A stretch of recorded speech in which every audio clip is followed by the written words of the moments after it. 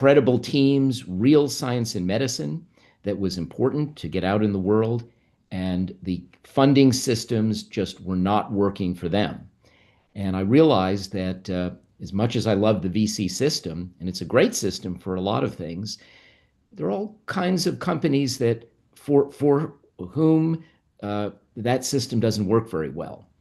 And for example, if you're a looking at the patient population, if you're a child with a rare mutation, or you're a woman with a rare cancer, or all kinds of conditions, there may be just a structural mismatch between the needs of those individuals, the companies that are developing therapies for them, and the capital that's available. So we reverse engineered the Catalytic Impact Foundation to serve those communities. It is a what we call a regenerative philanthropy system. People donate money. It has a permanent evergreen pool of philanthropic capital. We've deployed that money across at the moment 60 companies. We half of them are led by women, by the way, and about a third of them are totally devoted to women's health or maternal health. The overall arc of what we do is in unmet need is women's health, also children's health, brain and mental health, aging and rare diseases, among other things. But we've have incredible leaders that we've managed to fund, and we are thrilled at the outcomes. We've already had in our 60 companies 9 exits. All the profits get folded back into the fund and reinvested in an evergreen system. The system is feeding itself and growing on itself with innovation, funding more innovation. That's the whole point, is that the funds should go, that what's the value created by entrepreneurs today should create value and funding for more entrepreneurs going forward. I love it. And I think that's such an important piece to remember, everybody in the community, is that this is a not-for-profit venture fund. So people who are investing are also getting tax write-offs. So it's an amazing opportunity to do really good stuff and do well at the same time. Rick, tell us a little bit about some of the challenges you're seeing amongst women entrepreneurs and what they're facing in health tech, broader healthcare sectors, and how does CIF help that out? Absolutely, Stan. Let me just say on a positive note, in the past few years, we've seen incredible growth in the women's health community and the women's health market and investing in women's health, which is a great thing. When we started CIF about 10 years ago, it was really, for us to go out and fund in women's health was almost difficult. There just weren't as many entrepreneurs, there weren't much activity. But I would say in the past 3, 4, 5 years, there's been this tremendous upswell. And we're now seeing a lot of women entrepreneurs and innovators.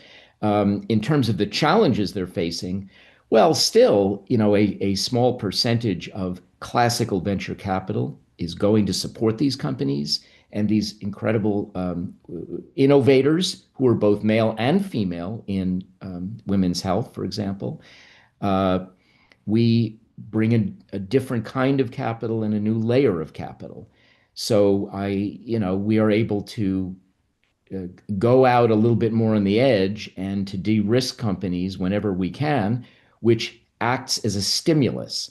Our capital is literally catalytic. And so when we put $1 into something, we'd like to see $10 liberated and to come in investment, which is very common, actually. And so talk a little bit more about that. I think your foundation identifies these high potential women-led startups. And then what kind of support, if you could double click on that a little bit, do you provide financially, mentorship, network access, et cetera? What else do you guys provide? Sure. We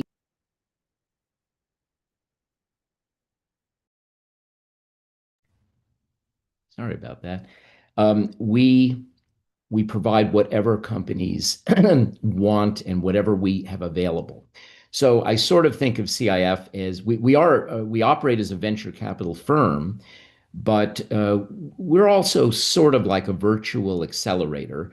We put some money into early stage companies. We back them. We try to make connections for them. We try to help them and mentor them and provide whatever resources we have in our community. And it is a growing and meaningful community now of industry leaders, of investors, of family offices, of regulators, of funders, of experts, physicians, scientists, um, repeat entrepreneurs, very similar in many ways, actually, to the HITLAB community, which has become really a wonderful global force.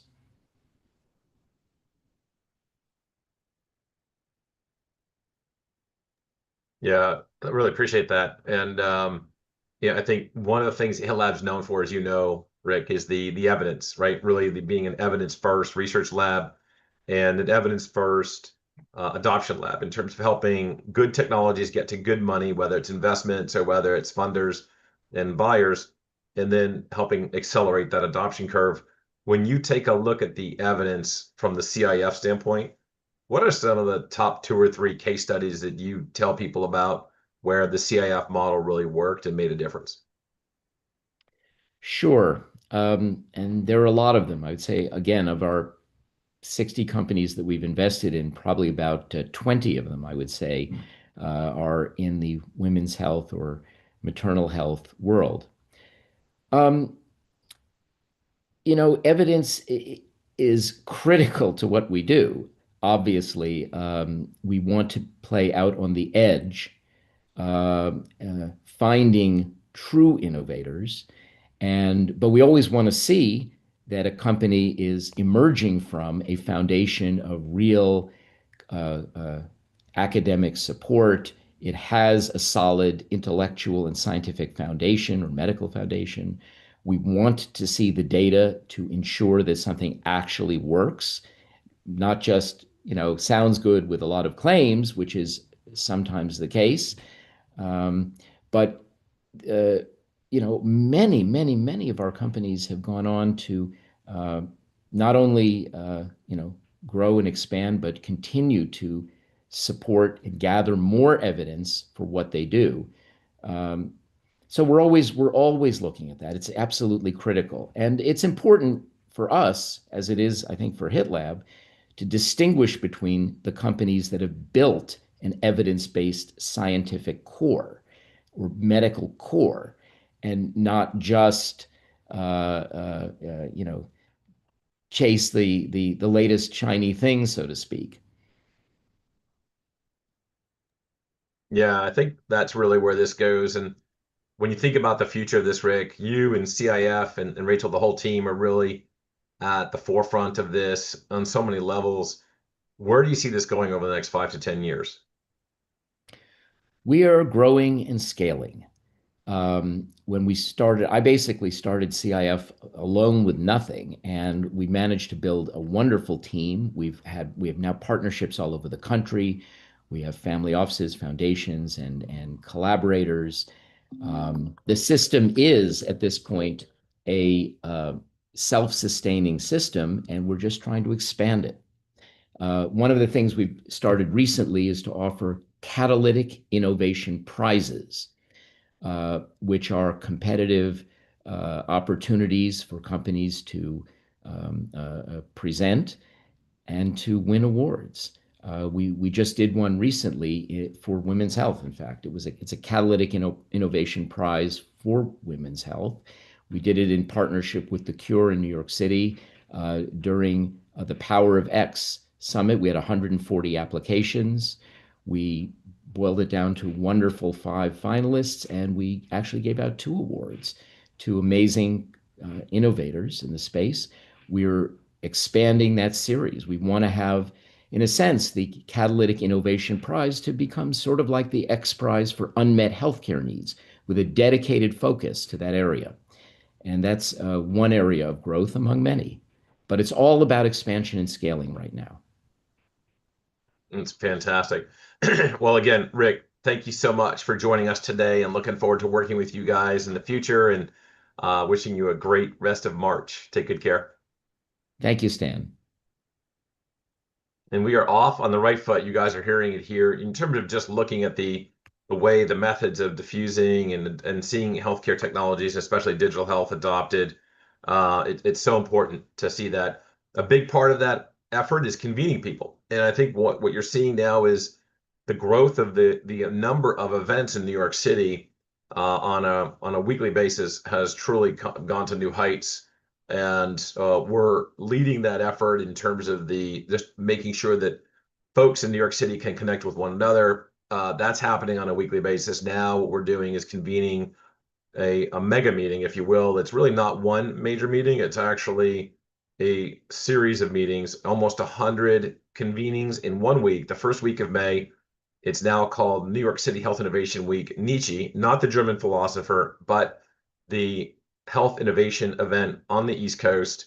And would love you guys to attend. If you can, go to the site below and get involved in helping us organize it.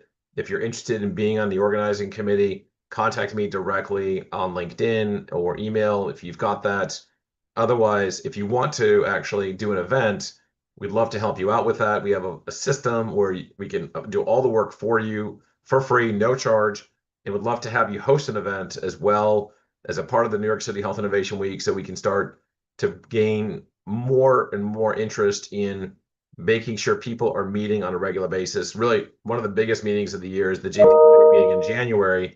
The New York City Health Innovation Week meeting is set up in the first week of May to not detract from that meeting, but to build upon it. And Citibank, Bank of America, JP Morgan, all the major banks in New York City will be doing stuff on New York City Health Innovation Week. You can go to the main page, just Google New York City Health Innovation Week or NYC HIW, and you'll find it and see how you can contribute. And on that note, let's jump into our next session of the day. We've got our HITLAB's own Jerry Antamano, and he'll be talking to Najid Kassam, the CEO and co-founder of Rewire Digital Therapeutics, who is revolutionizing how apps will be used to help with emotional regulation. Jerry. Okay, I'm joined today with one of our esteemed HITLAB startups and founders, Najid Kassam. You've probably seen him on the program before, but it's a pleasure, Najid, to welcome you back to the program again, and it's always great to have a conversation with you, this time centered around what you guys at Rewire are doing around women's health, of course, as appropriate to the symposium today. So those in the audience that aren't and haven't had the pleasure of getting to meet you, if you could just give us a quick 60-second background about yourself, and we'll dive right into the questions for today's session. Thanks, Jerry. I think you guys are stuck with me now. We love HITLAB at Rewire, and we're grateful for the opportunity to be here. What you guys are building is incredible. The commitment you have to digital health and for us, digital diagnostic and therapeutic tools. We're such a happy and passionate partner in the HITLAB ecosystem. So thanks for having us here. Quick little background. My name is Najid. I'm the CEO of a company called Rewire Digital Health. We used to be called Rewire Digital Therapeutics, which you might have heard of. We're based in Canada, but very proud partners with HITLAB, as you probably have gleaned from the introductions. I'm a father, a husband, a recovering corporate lawyer, and exited CEO and founder, and now really passionate about building in the behavioral health space. Rewire itself is an early stage startup dedicated to building evidence-backed neurotherapeutics, mostly delivered through mobile games. Yes, that's right, games. Our tech helps to diagnose, monitor, and treat behavioral health conditions. And our first product in the persistent depressive disorder space, or what we call chronic depression, is scheduled to commercialize in 2027 in our diagnostic monitoring stream. We are passionate about brain health and grateful for the opportunity to transform the lives of hundreds of millions of people struggling with behavioral and mental health challenges every day. No, it's really wonderful, and just more of a reason for myself as a gamer to play more games, yes, for sure. Sir. Yes, sir. But we'd certainly love to know more about this, Najid, and how the platform has been designed to really personalize mental health care, especially across diverse populations. Mm-hmm. I think personalization is a key value of ours, almost like a guiding principle for us at Rewire. We believe that personalization is a key feature of brain health. Because just as every body is different, every brain is different too. And really the beauty of digital in digital health is that this personalization is within our reach. We can deliver personalized interventions to every patient in a way that in the past hasn't necessarily been possible. And our platform is designed to support personalization through our algorithms and our predictive analytics tools. They adapt content and timing to user responses. This allows us to tailor dose, pace, sub-interventions, etc., based on patient responses and outcomes. So we're meeting our patients where they are. And that's because built into our technology are adapted rules and machine learning models to optimize both adherence and effect.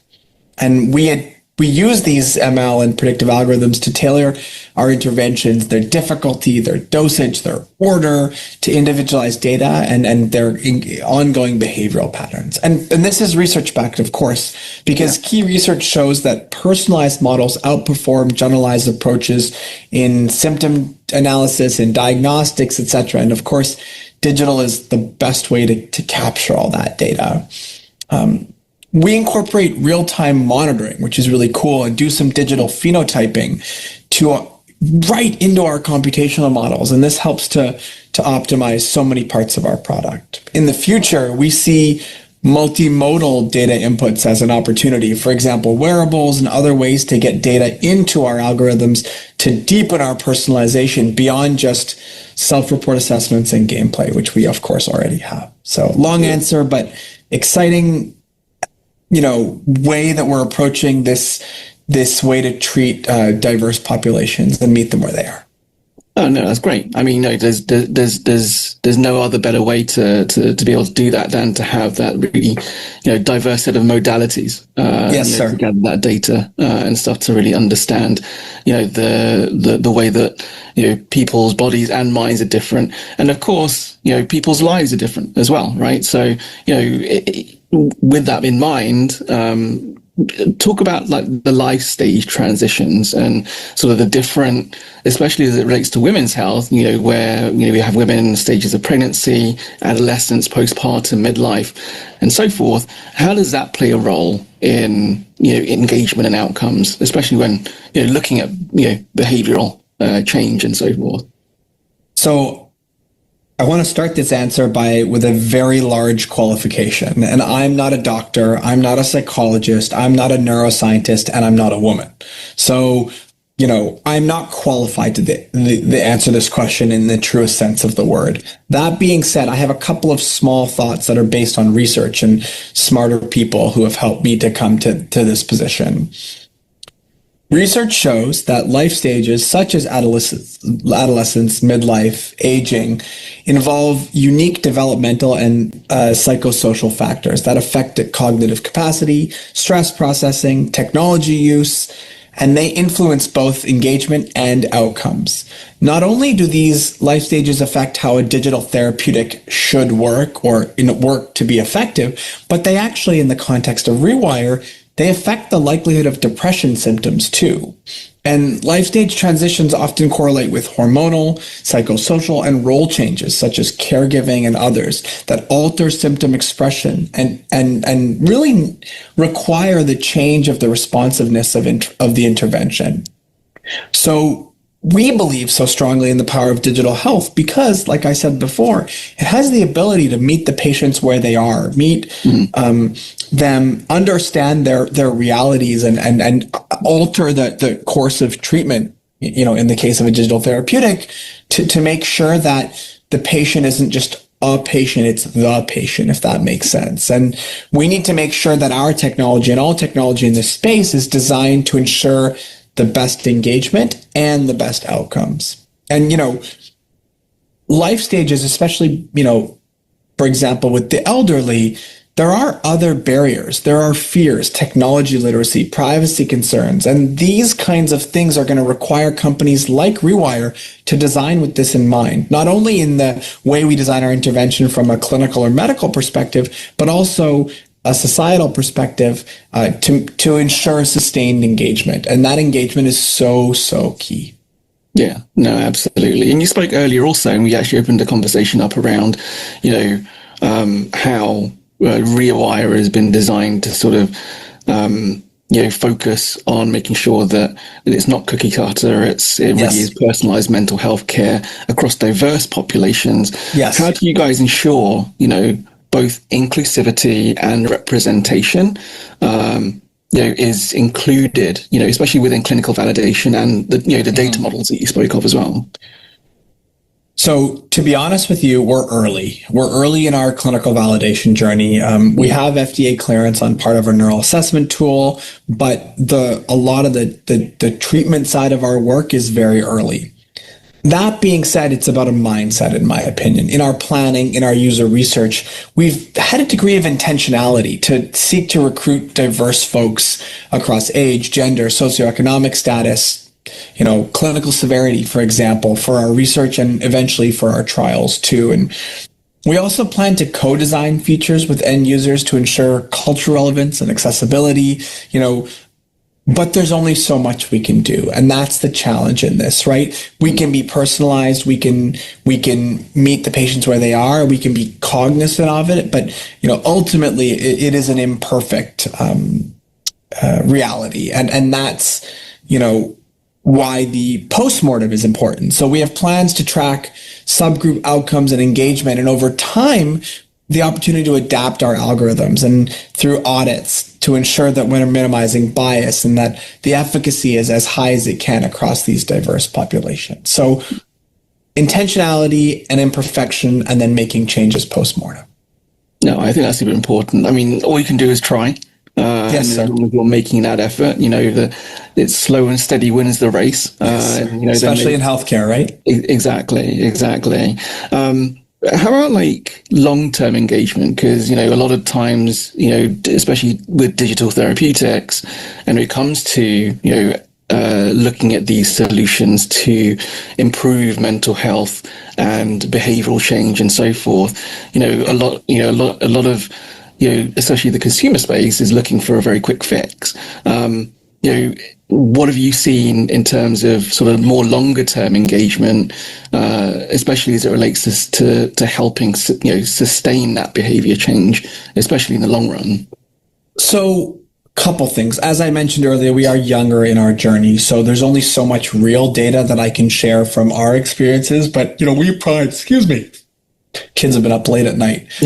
We pride ourselves on learning from the other digital health companies, digital therapeutics, diagnostic companies in the past, where they have so fundamentally underscored the importance of longer term adherence. And so, to be honest, it's easier to get short term engagement. It's often pretty high. It's the long term adherence is challenging, and that is exacerbated by the fact that behavioral health there's a longevity to it, and it sometimes makes adherence itself a difficult thing to have, right? So we're kind of struggling with this on multiple levels. Evidence suggests that engagement improves when digital tools are combined with live guidance, personalized context, and context-aware reminders. So those are three things we do. We try to build into many parts of our platform. There's a human somewhere in the process. It's personalized to you, and that when we're engaging people, we're meeting them where they are, even when it comes to reminders. And to be honest, Jerry, you talked about being a gamer. This is why I'm so excited so much of our interventions are delivered through mobile games. Games, when done right, have an amazing ability for long-term engagement of players, and in our case, patients. And so if we can use the way that we're building our intervention as a hook and make our patients feel that there's a bit of a deep want and an attachment to the product beyond just the positive health benefits, games are the best way to do that, right? And so we're really excited about that. And, I would be remiss not to talk a little bit about chronic depression, because this long-term engagement is inherently important to the chronic in chronic depression, where consistent adherence is key because new habits and repetition support the neuroplasticity driven behavioral change that we so desperately seek to create through our intervention. No, that's great. And, everyone's busy. Everyone has, nowadays, especially short attention spans, and there's so many things going on. I think that's super important to really have that focus. But everyone has time to play video games. And right, I think exactly. the data shows that people play games, that they love games, that they engage with games. And so this is kind of our secret sauce as to how to create that long-term adherence, which is so important in behavioral health. No, that's really awesome. And then I know we're running short on time, but I have one last question for you, Najib. Of course. And it's more around sort of digital therapeutics in general, obviously Rewire being one of them. But, how do you see sort of digital therapeutics sort of better, integrate with what the traditional care pathways are and have been tried and tested? How is that improving access and quality from your point of view? So indulge me for a second, because this idiom is not going to work. I'm warning you in advance. But while I believe no man is an island, I also believe that no intervention for behavioral health is an island, and that pharmaceuticals and talk therapy and digital therapeutics or other digital interventions must work together. Now, each patient will be different and ultimately may need a different blend of these kinds of intervention. And that blend may change over time. But I think some of the digital therapeutics companies, especially of the past, have been in a rah replace kind of mentality, which has its merits, but I don't think can be the only way. Our research suggests that digital health tools work best when they can be standalone or they can be complementary. Regardless of that, they need to be embedded into existing care pathways. And so we believe that whether it's on the monitoring diagnostic side or even some of the treatment data side, providing real-time insight to clinicians is vital for the success of the patient's health, but also for digital therapeutics as an industry or sub-industry. Data-driven decisions by clinicians and the better continuity of care for clinicians, it's the only way that we can have mass adoption and mass success of the digital health tools and digital therapeutic technology that we're building. That's my opinion. It may be controversial, but I think don't live on an island and help to, we use the analogy of a stool, Jerry, where pharmaceuticals are one leg of the stool, talk therapy is another leg of the stool, and digital health interventions are a third leg. And that gives you a nice base. Now, not everyone will have the same mix and pressure on each of them and access to them for that matter, but to me, that's the best way forward.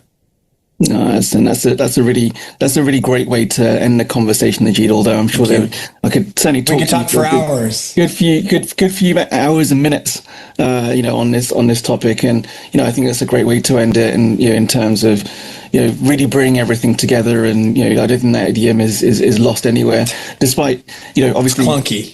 Yeah, I mean, I suppose more for this particular event, it's more, not every woman is an island, I guess, for our Women's Health Symposium. But Najid, it's a pleasure to have you on. I encourage everybody in the audience to connect with Najid. We put his LinkedIn in the chat, as well as information about Rewire. So go on there and connect with Najid, carry on this conversation offline, and find out, about the incredible work that the Rewire team is doing. Najid, thanks so much for coming on the program today. Jerry, a real pleasure to be here, and look forward to seeing everyone in person in May, hopefully. Yeah, absolutely. Fantastic interview, and thank you again, Jerry, for pulling that together and just walking us through what the great team from Rewire is doing. And next up, we have a new board member on the Women's Health Tech Initiative. As you all know, the Women's Health Tech Initiative is a 15-year organization now with over 10,000 members globally who are supporting women's health tech startups and women's health founders, and making sure that they're getting the support, the mentorship, the financing they need. And someone who's an enormous supporter of women's health tech initiatives over his career is Wayne Carfan. He's on the board of Emblem, one of the major health plans in the New York City metro area. Wayne, welcome to the program. Hey, thanks, Dan. Great to be here.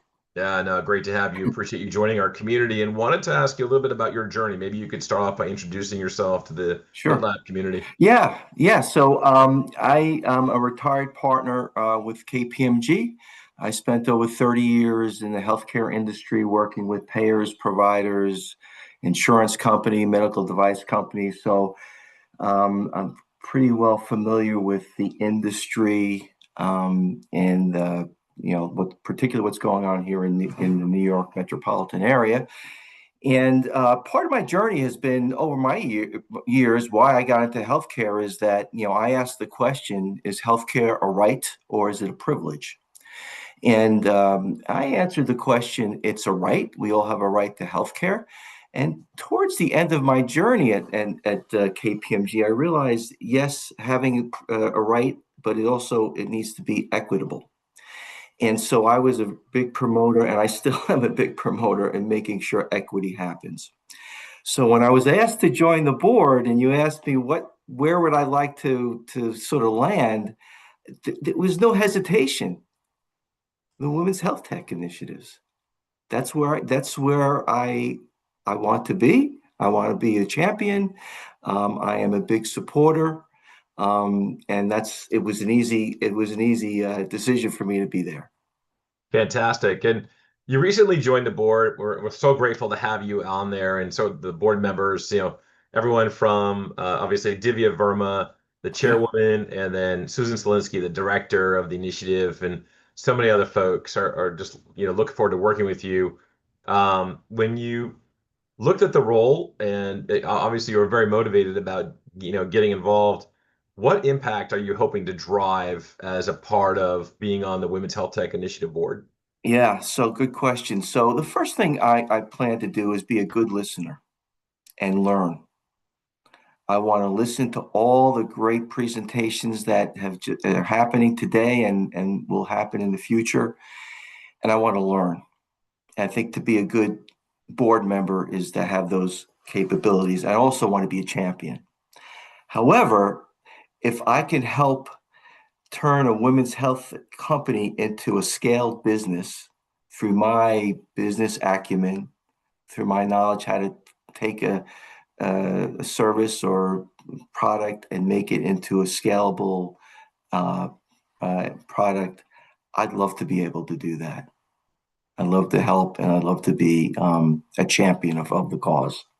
Well, there you go, Women's Health Tech founders. You can't get much more inspirational than that and much more impactful than that. So, again, if we could, let's get Wayne's LinkedIn back on there again and just, contact him again. Just let him know you found him through the HitLab Symposium, certainly, and let's dial that up. I think that's a big part of the community, right, Wayne? It's about folks who have done amazing things in their careers and they want to give back, pay it forward, and you obviously have a tremendous amount of that ethic, and we appreciate you for that. Obviously, you and I talked about this over lunch, right? Women's health has this incredible historical level of underfunded aspect to it, and from your perspective and what you're seeing from the levels that you've seen from your career over 3 decades of service in healthcare and now, sitting on boards and things like that, where are you seeing the biggest opportunities to close some of those gaps that you and I talked about? Yeah, I mean, when you just think about the statistics, and I did some research that 5 to 6% of global R&D and investment go to women's health. Of that, less than 2% go to major large segments like menopause, cardiac, and so, and it's a $1 trillion opportunity. So there is some white space in this, and the previous speaker talked about the growth, and I agree, but there's more to go. There is more to go. So one of my areas, and we've talked about this, Stan, is around our cardiology. Personally, and I think we have a meeting coming up in April that I'll talk a little bit more about cardiology, but it's an area I think of biggest growth. I mean, when you think about all the research and the clinical advancements are been around male populations, but women is the leading cause, one of the leading causes of death, and their symptoms are different. The diagnoses are different. In fact, I did some research. There's actually a New York Times article that says that pre-menopause women have are more prone to cardiac issues. So there's more things to happen in terms of technology, solutions in the cardiac space. And there's a physician, Christina Pichi, that I did some research. She's in Arizona, and she's devoted her cardiac practice to women's health. And so I think there's more like that stuff that's going to continue to come and evolve. So that's an area that I think that I'm passionate about. I think there's an opportunity for all the entrepreneurs out there to think about. That's amazing. And let's talk about that and double click on that for a quick minute. When you think about the impact you have as a board member at Emblem and other boards you've been on, and now as a board member with WITI, the Women's Health Tech Initiative, what kinds of things do you anticipate being able to do to really accelerate that impact and accelerate the growth of women's health tech companies? And the audience here, a good chunk of them are women's health tech companies. And how do you anticipate doing that from that board level position? Yeah. So first thing, I'd love to listen and learn from all the companies out there that want to get my perspective. So I want to learn a little bit more, but I have connections, I have networks, I have, I know what it takes to grow, like I said, grow a service, whether it's, answering questions like, is it reimbursable? How do we scale it? How do we distribute it? And I'm very focused on the customer. Who are we trying to help here? I never want to lose sight of how easy is it to use and who is our customer and are we providing value? And I think those kinds of questions that I just laid out, I do a deep dive with everybody around those kinds of things. So I may know a VC, I may know a health system, I may know an insurance company. In fact, I think there's some greatest opportunities are in health plans and employers. And maybe we'll get to some of that, not just academic medical centers.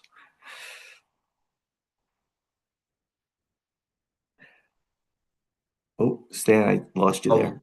Yeah, no doubt, no doubt. Gotcha. Let's keep talking about that a little bit. Would love to understand when you're talking about the relationships and the partnerships that you could see occurring and how you could help facilitate those. Let's dive into that a little bit more. What have you done in the past? What can you see yourself doing in the future as a board member at Women's Health Tech Initiative? Well, again, I can help them think about their strategy. I can help them think about what kind of health system that they may want to talk to, or what payers that they may be interested in talking to, or employers. I've worked with I have access to a lot of different companies. And if I can help them connect the dots, if I can help them improve their investor pitch decks, and sit, pretend I'm sitting on the other side, and just role play. I'm also an executive coach, so I help all kinds of leaders improve their leadership skills. I think founders, entrepreneurs sometimes need some guidance about their leadership style, leadership skills. How do they communicate? How do they become authentic? And all kinds of things. So I really dive into the leadership. I also dive into some of the strategy issues. Incredible. And let's look ahead 5 years. I mean, we love to look into the future at the lab. We're always looking at the adoption rates of digital technologies across patient care, health delivery, life sciences, development, distribution. When you look 5 years down the road, what are the biggest leaps and bounds that you're hoping to see in the women's health tech community?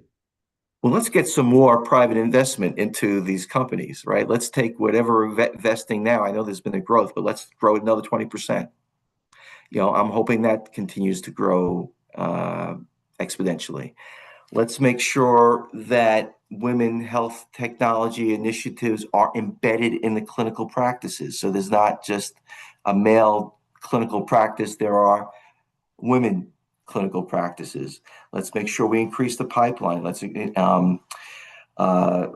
try to measure improvement in early detection on some of these diseases for women. Let's say let's take robust 10 to 20% growth in those detections. I want to come back to health plans. I want to come back to employers because I want to make sure I think employers are ripe for early entrepreneurs. When you think about productivity, absenteeism, employers would be very receptive to sort of early entrepreneurs, early startups in those kinds of areas. Health plans. I mean, if you heard of Oscar Health has just put together a menopause health plan. So when you think about those payers, they're probably going to want to need some technology to help that. So, we kind of always sort of try to gravitate to the academics and the health systems and those kinds of areas, which are great. Our farmers, always good collaborators. But I think I'd like to see more in the employer side of the house and the health plans. And if I can help with those connections, I'd love to. Spot on. No, thank you, Wayne. And I couldn't agree more with you on that effort. That's one of the fastest ways to digital technology adoption are through those major sponsors and helping get it paid for and helping get it implemented through big populations. Wayne, thank you so much for joining us today. Looking forward to working with you on the Women's Health Tech Initiative Board. Great. Have a great session, everybody. I'm going to be on, so I'll be listening. Looking forward to it. Again, that's Wayne Carpin from the board of Emblem Healthcare, one of the largest health plans in the New York City metro area. And we're really excited to really go from talking about what we're going to do in women's health tech on the board level to diving into the weeds on this with Dr. Lisa Fitzpatrick, also known as Dr. Lisa on the Street. She leads Grapevine Health, one of the leading healthcare communications companies in the country, someone who's been working with improving patient communications and patient education through real life testimonials and real life advice with TikTok videos, YouTube videos, and videos across major health plans platforms. So it really is a great intro. Dr. Fitzpatrick, Lisa, AKA, how are you doing? I'm great, Stan. It's good to see you on here. I wasn't expecting to see you. It's terrific. Great to see you too. And looking forward to hearing about your journey first. Introduce yourself to the community and a little bit about your journey as a physician and all the good work you've done in your career. Thank you for that. So I'm Dr. Lisa Fitzpatrick. I'm an infectious disease doctor. I also trained in public health at the CDC. I worked there for 10 years as a medical epidemiologist doing field research, surveillance system establishment, mostly talking to people, though, whether they are people working in public health or people on the ground. And that's actually what got me excited about talking to community members, which led me back to academics to do field-based research and talking to more people. So you heard Stan call me Dr. Lisa on the Street.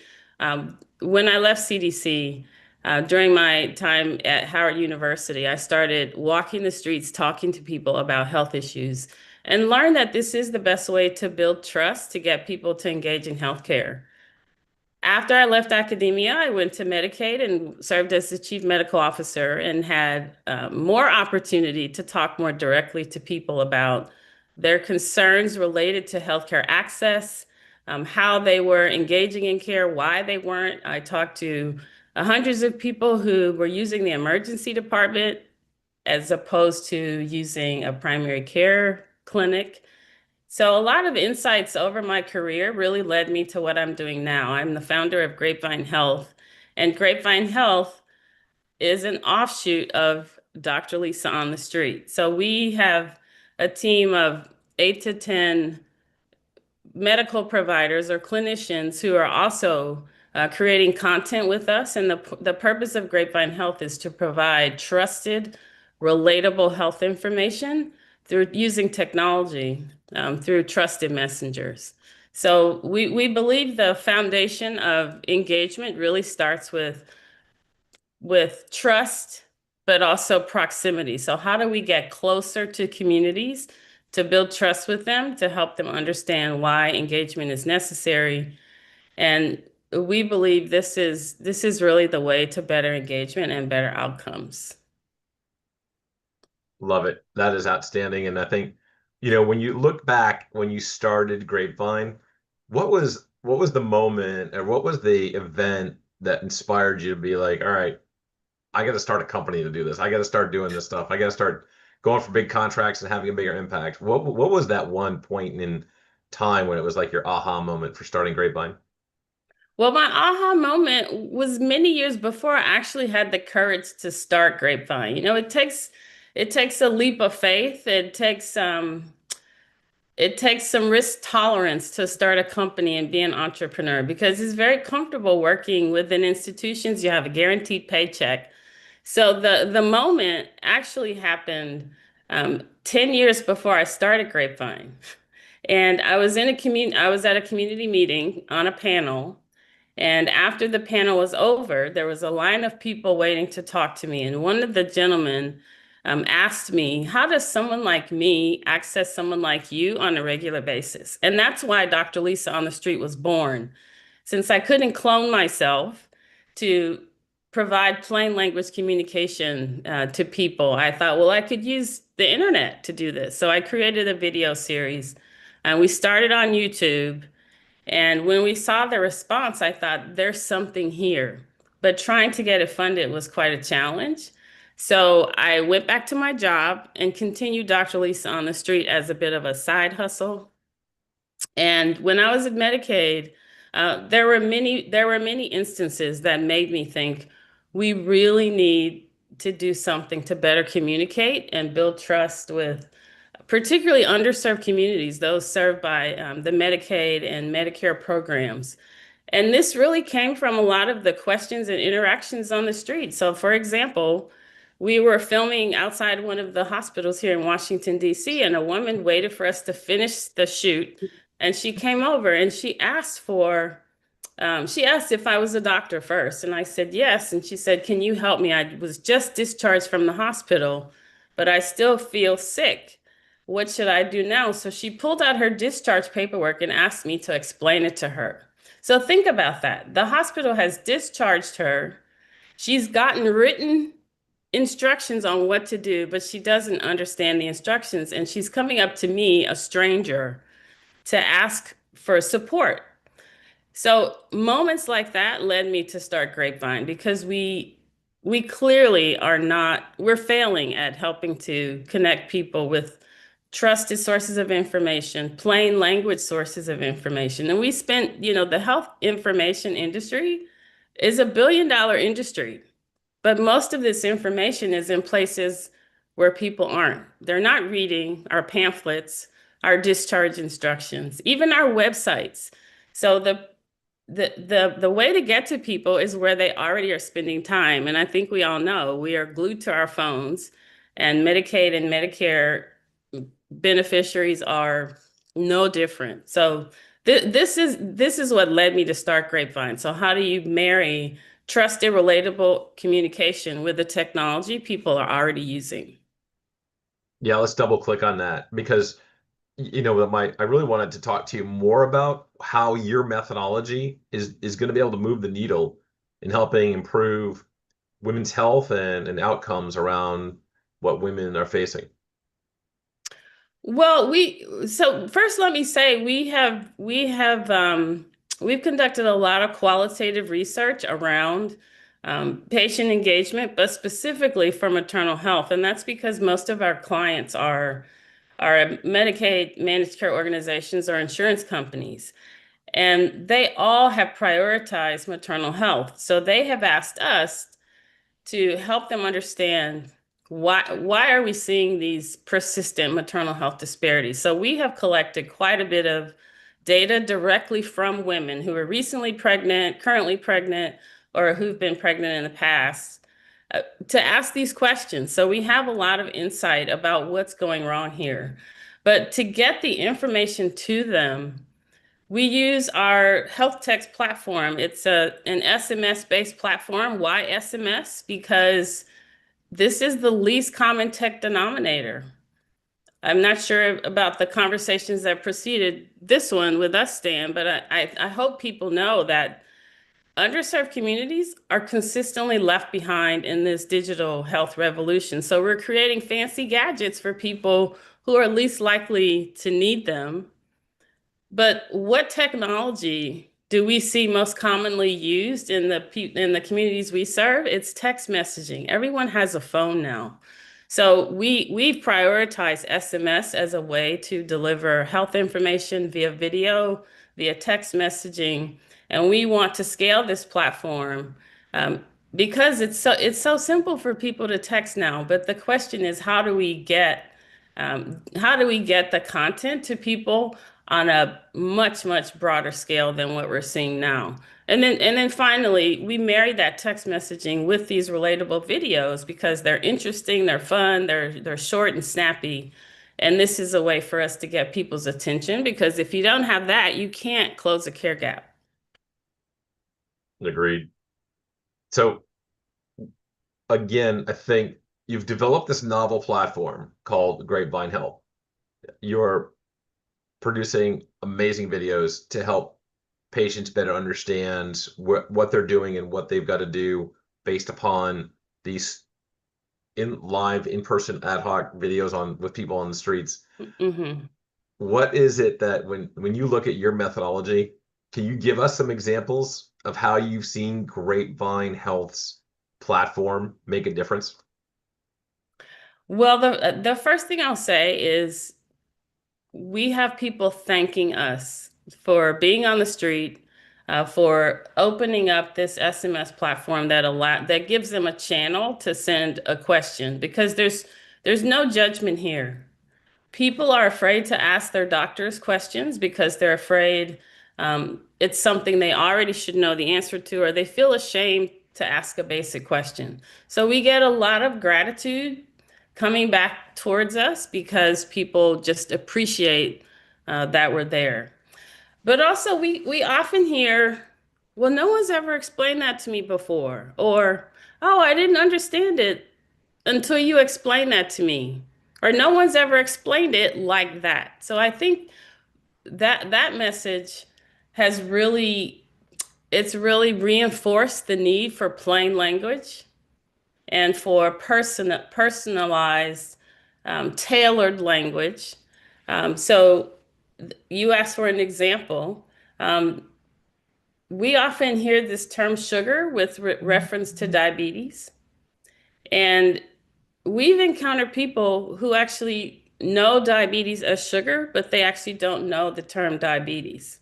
These are things we can cover in these short, quippy videos that help people realize, oh, I saw that message before, but they're actually talking about me. So I just can't overemphasize the personalized, culturally appropriate nature of our content. And when people see that, that helps to address the distrust. It really alleviates some barriers and allows people to feel comfortable to ask questions, which then leads to better engagement. So we have seen that, and we had a head-to-head with some digital engagement. It was a head-to-head with digital engagement with one of our customers, and we saw an 18% increase in digital engagement with the Grapevine platform versus their standard. So again, I think there's a ton of opportunity here for us to scale this technology. Yeah, I think that leads me to my last question. We've got couple minutes left here, Lisa. I think, would love to hear from your perspective, having done so many years of work with patients and getting those in-person interviews on the streets and understanding that how can your platform, Grapevine Health, make a difference, not just in women's health, but help reduce that divide, that gap in overall women's health and health equity? Well, we are seeing from the engagement we're getting, whether it's on the street or people reaching in, asking us questions or sending us messages, that people still feel their needs are not being met. And this is with the advent of chatbots and all of the AI tools that have proliferated over the last few years. People are using them, but they still want a human in the loop, someone they feel they can trust. And so I think this is an incredible opportunity. I think we need more acknowledgement from payers, from health system leaders. I heard someone talking about employers who sponsor the healthcare for their employees, to really understand that if you don't have a credible, trustworthy message that resonates, you can't really pass go. And so this is why I think we contribute significantly to advancing health equity, because we're leaving behind segments of the population because people feel like the system isn't for them, it's not responsive to them, it's not communicating with them, and that's where we come in.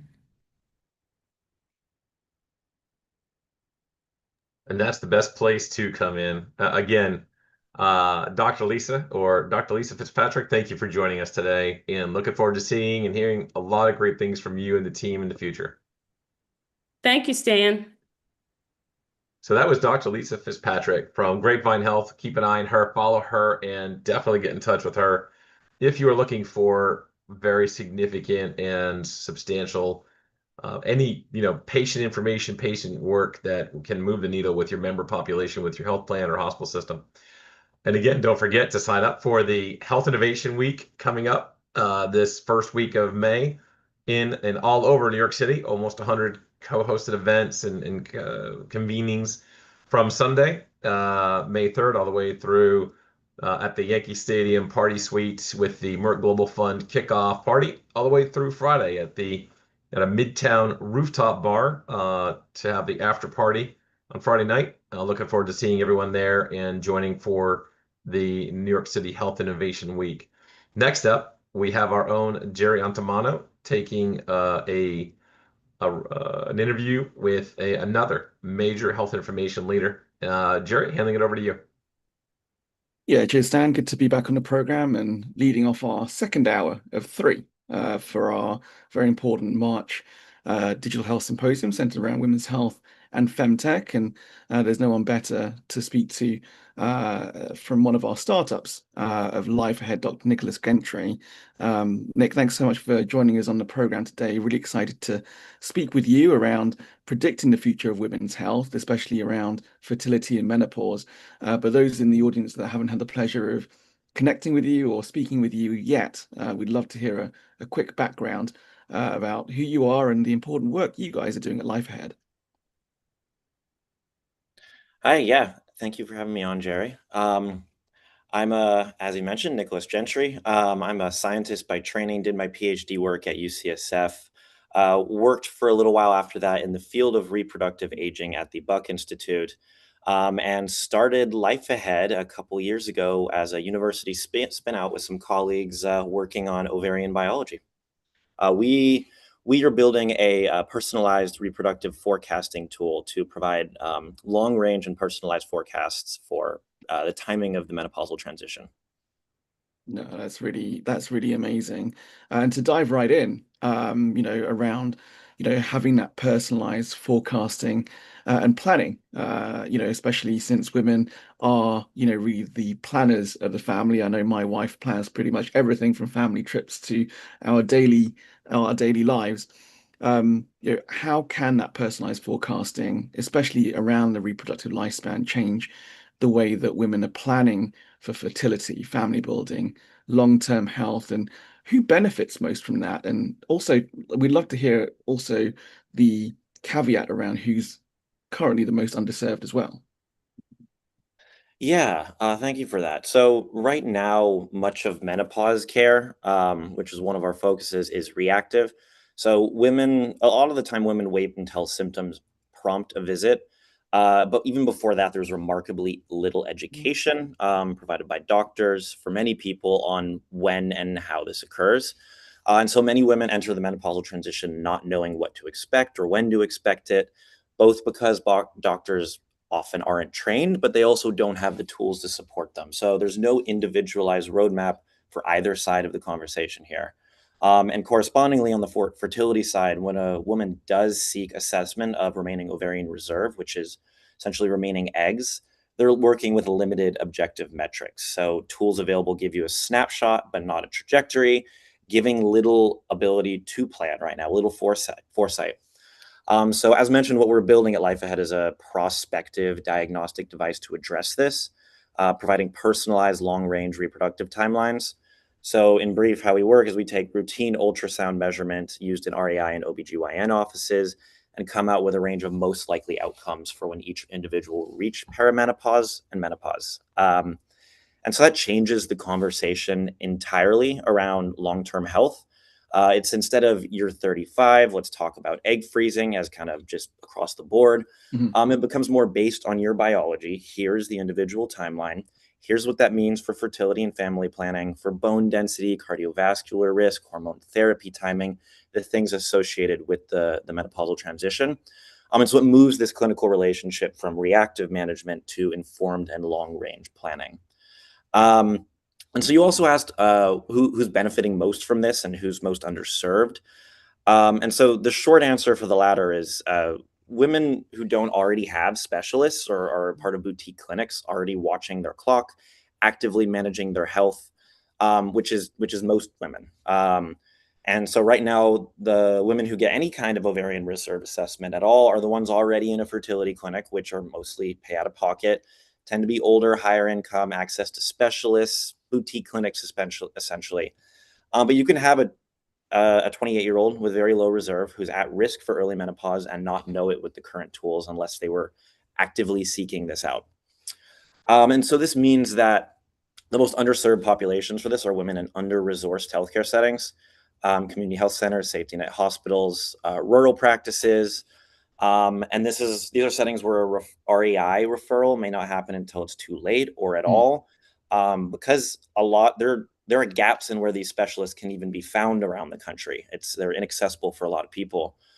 And so we're hoping to address some of this gap, at least by building a tool that makes this timeline information more universally accessible to allow people to know where to go and when. It's a long road, but one of our clinical advisors is at Meharry Medical College, one of the nation's oldest historically Black medical schools. And we're working with them to develop our first clinical trial to kind of see what this tool would look like, this device would look like as a part of routine care, part of overall healthcare infrastructure, not just specialty clinic care. No, that's absolutely terrific. And there's definitely a lot of health data being generated for women right now in the industry and in other industries as well, specifically around the wearables that we wear, hormone panels, DTC testing, etc. How are we translating that into making sure that we're able to come up with better health outcomes? Yeah, so this is something we've been thinking about a lot. We've actually been writing a white paper on this with some colleagues, and the thesis is essentially that, the consumer health industry has gotten very good at generating data, but is not great yet at tying that data to improved outcomes. But the pitch is often as if they were the same thing. And that's the whole game, in my opinion. We have more health data on everyone, and especially women, than at any point in history, but outcomes aren't improving at the same rate. So I think that's in part because a lot of this data is without clinical context, is just noise, essentially. A broad biomarkers panel, for example, without a framework for what it means for your health is interesting, but it's hard to turn into actionable medicine, hard for doctors to use. Most healthcare systems require a certain evidence basis to avoid liability and general incorporation. And so we're trying to make accountability there a design constraint. We're focusing intently on evidence generation and building from that foundation, running blinded retrospective assessments to assess our performance in a variety of clinical subgroups, This prospective clinical trial I mentioned to actually specifically ask, does having the forecast improve clinical decisions, improve patient health? So not, is the data interesting? Assuming more data is better, but really asking the hard question of, does it improve health outcomes? Does it improve decision making? And that's the bar we're shooting for. Yeah, no, absolutely. And on that note, like, how are you making, the reproductive forecasting more accessible, and not just to women who already have good healthcare? Yeah, so tied to the above, the accessibility starts with the clinician.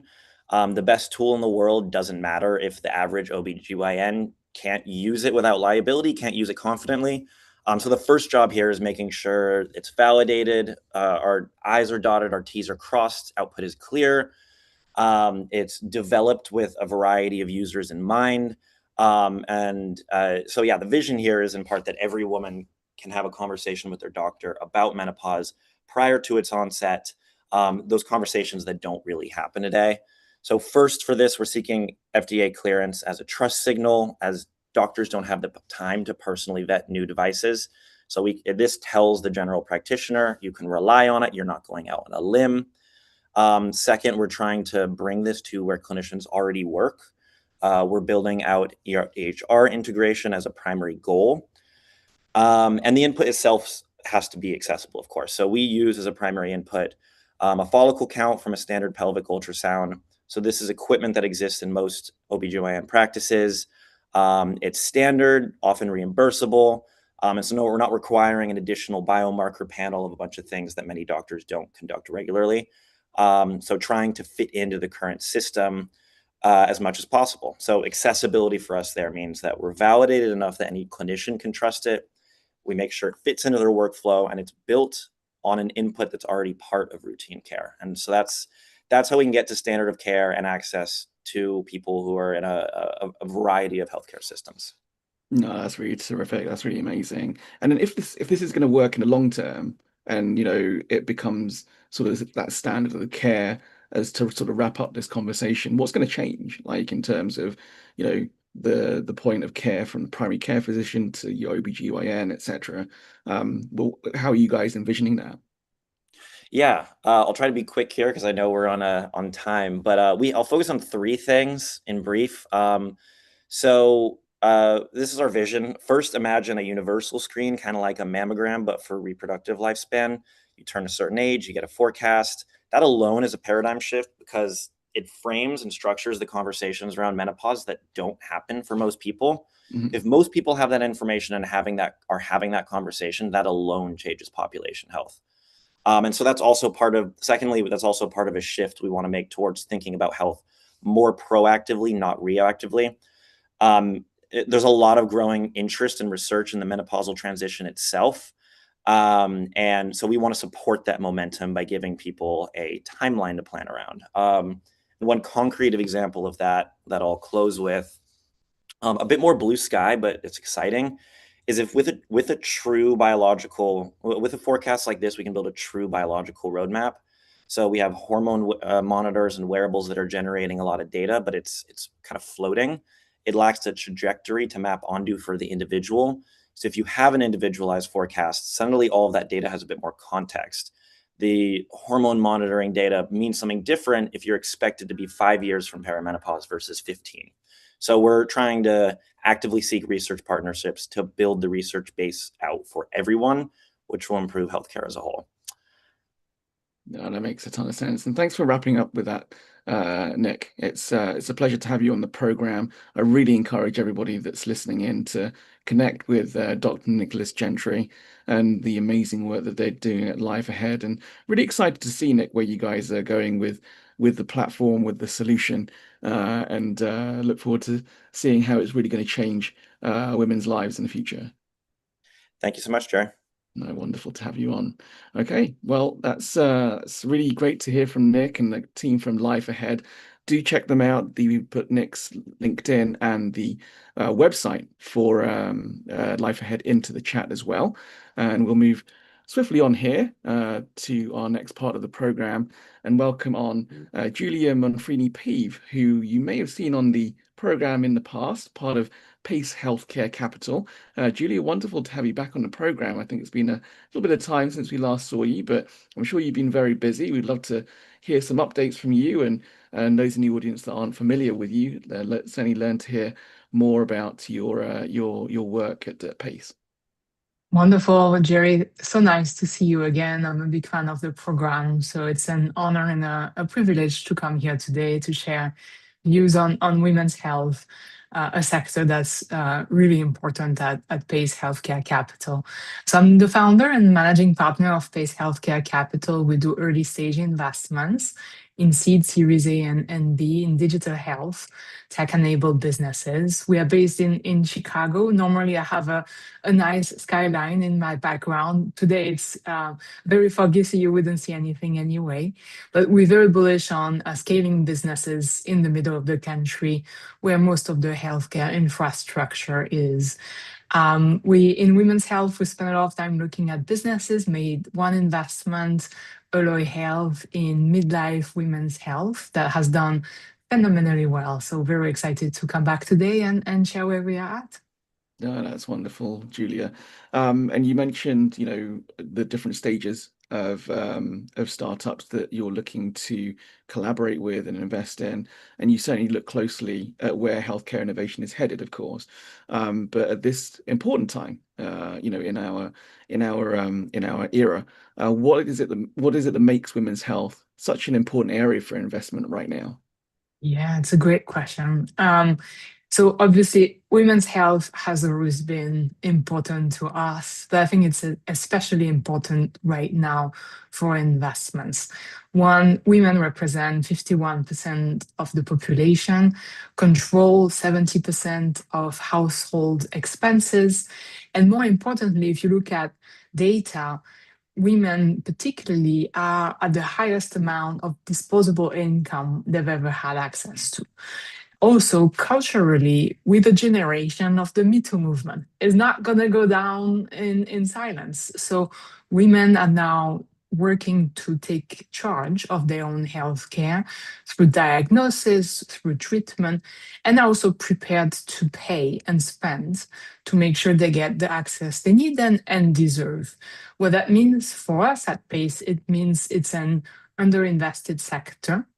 It's mispriced because few understand it properly, and it's ripe for investment opportunities. And certainly, we've had a fantastic success run with Alloy that creates an opportunity for doing more in the future.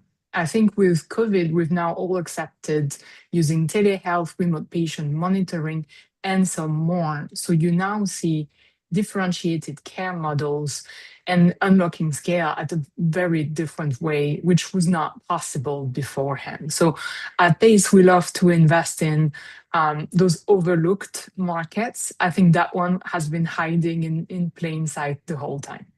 No, that's great. And over the past few years, we've certainly seen much more attention around women's health as well, of course. And the market is continually evolving. From your position and the work that you do on a day-to-day basis, where are you seeing the most promising opportunities so far? Is there anything that excites you, or are there any challenges as well that you see? Yeah, no, absolutely. There are a number of sectors that we are really excited about when it comes to women's health. So fertility is one we've continued to spend a lot of time into. Does everyone realize that 75% of IVF cycles result in failure?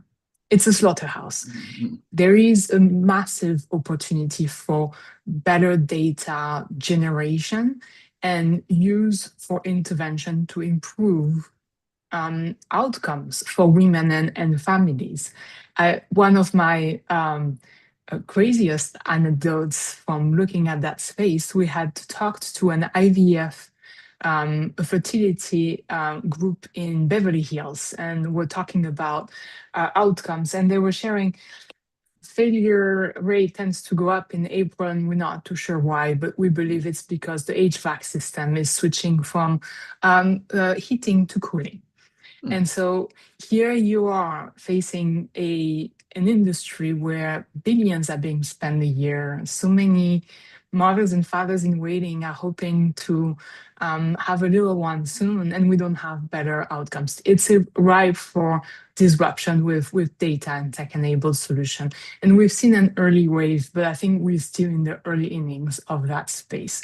Maternal health is another one. The outcomes in the US are among the lowest in developed countries, and some is related to how care is delivered and the distance mothers to be have with the nearest clinic. That is a wonderful application for patient remote monitoring, early interventions, and we're certainly tracking a host of companies in that space, especially in rural settings, that we are really excited about. If I take a step back, the space is really evolving from, I would say, wellness apps, engagements with women, to now clinical credibility.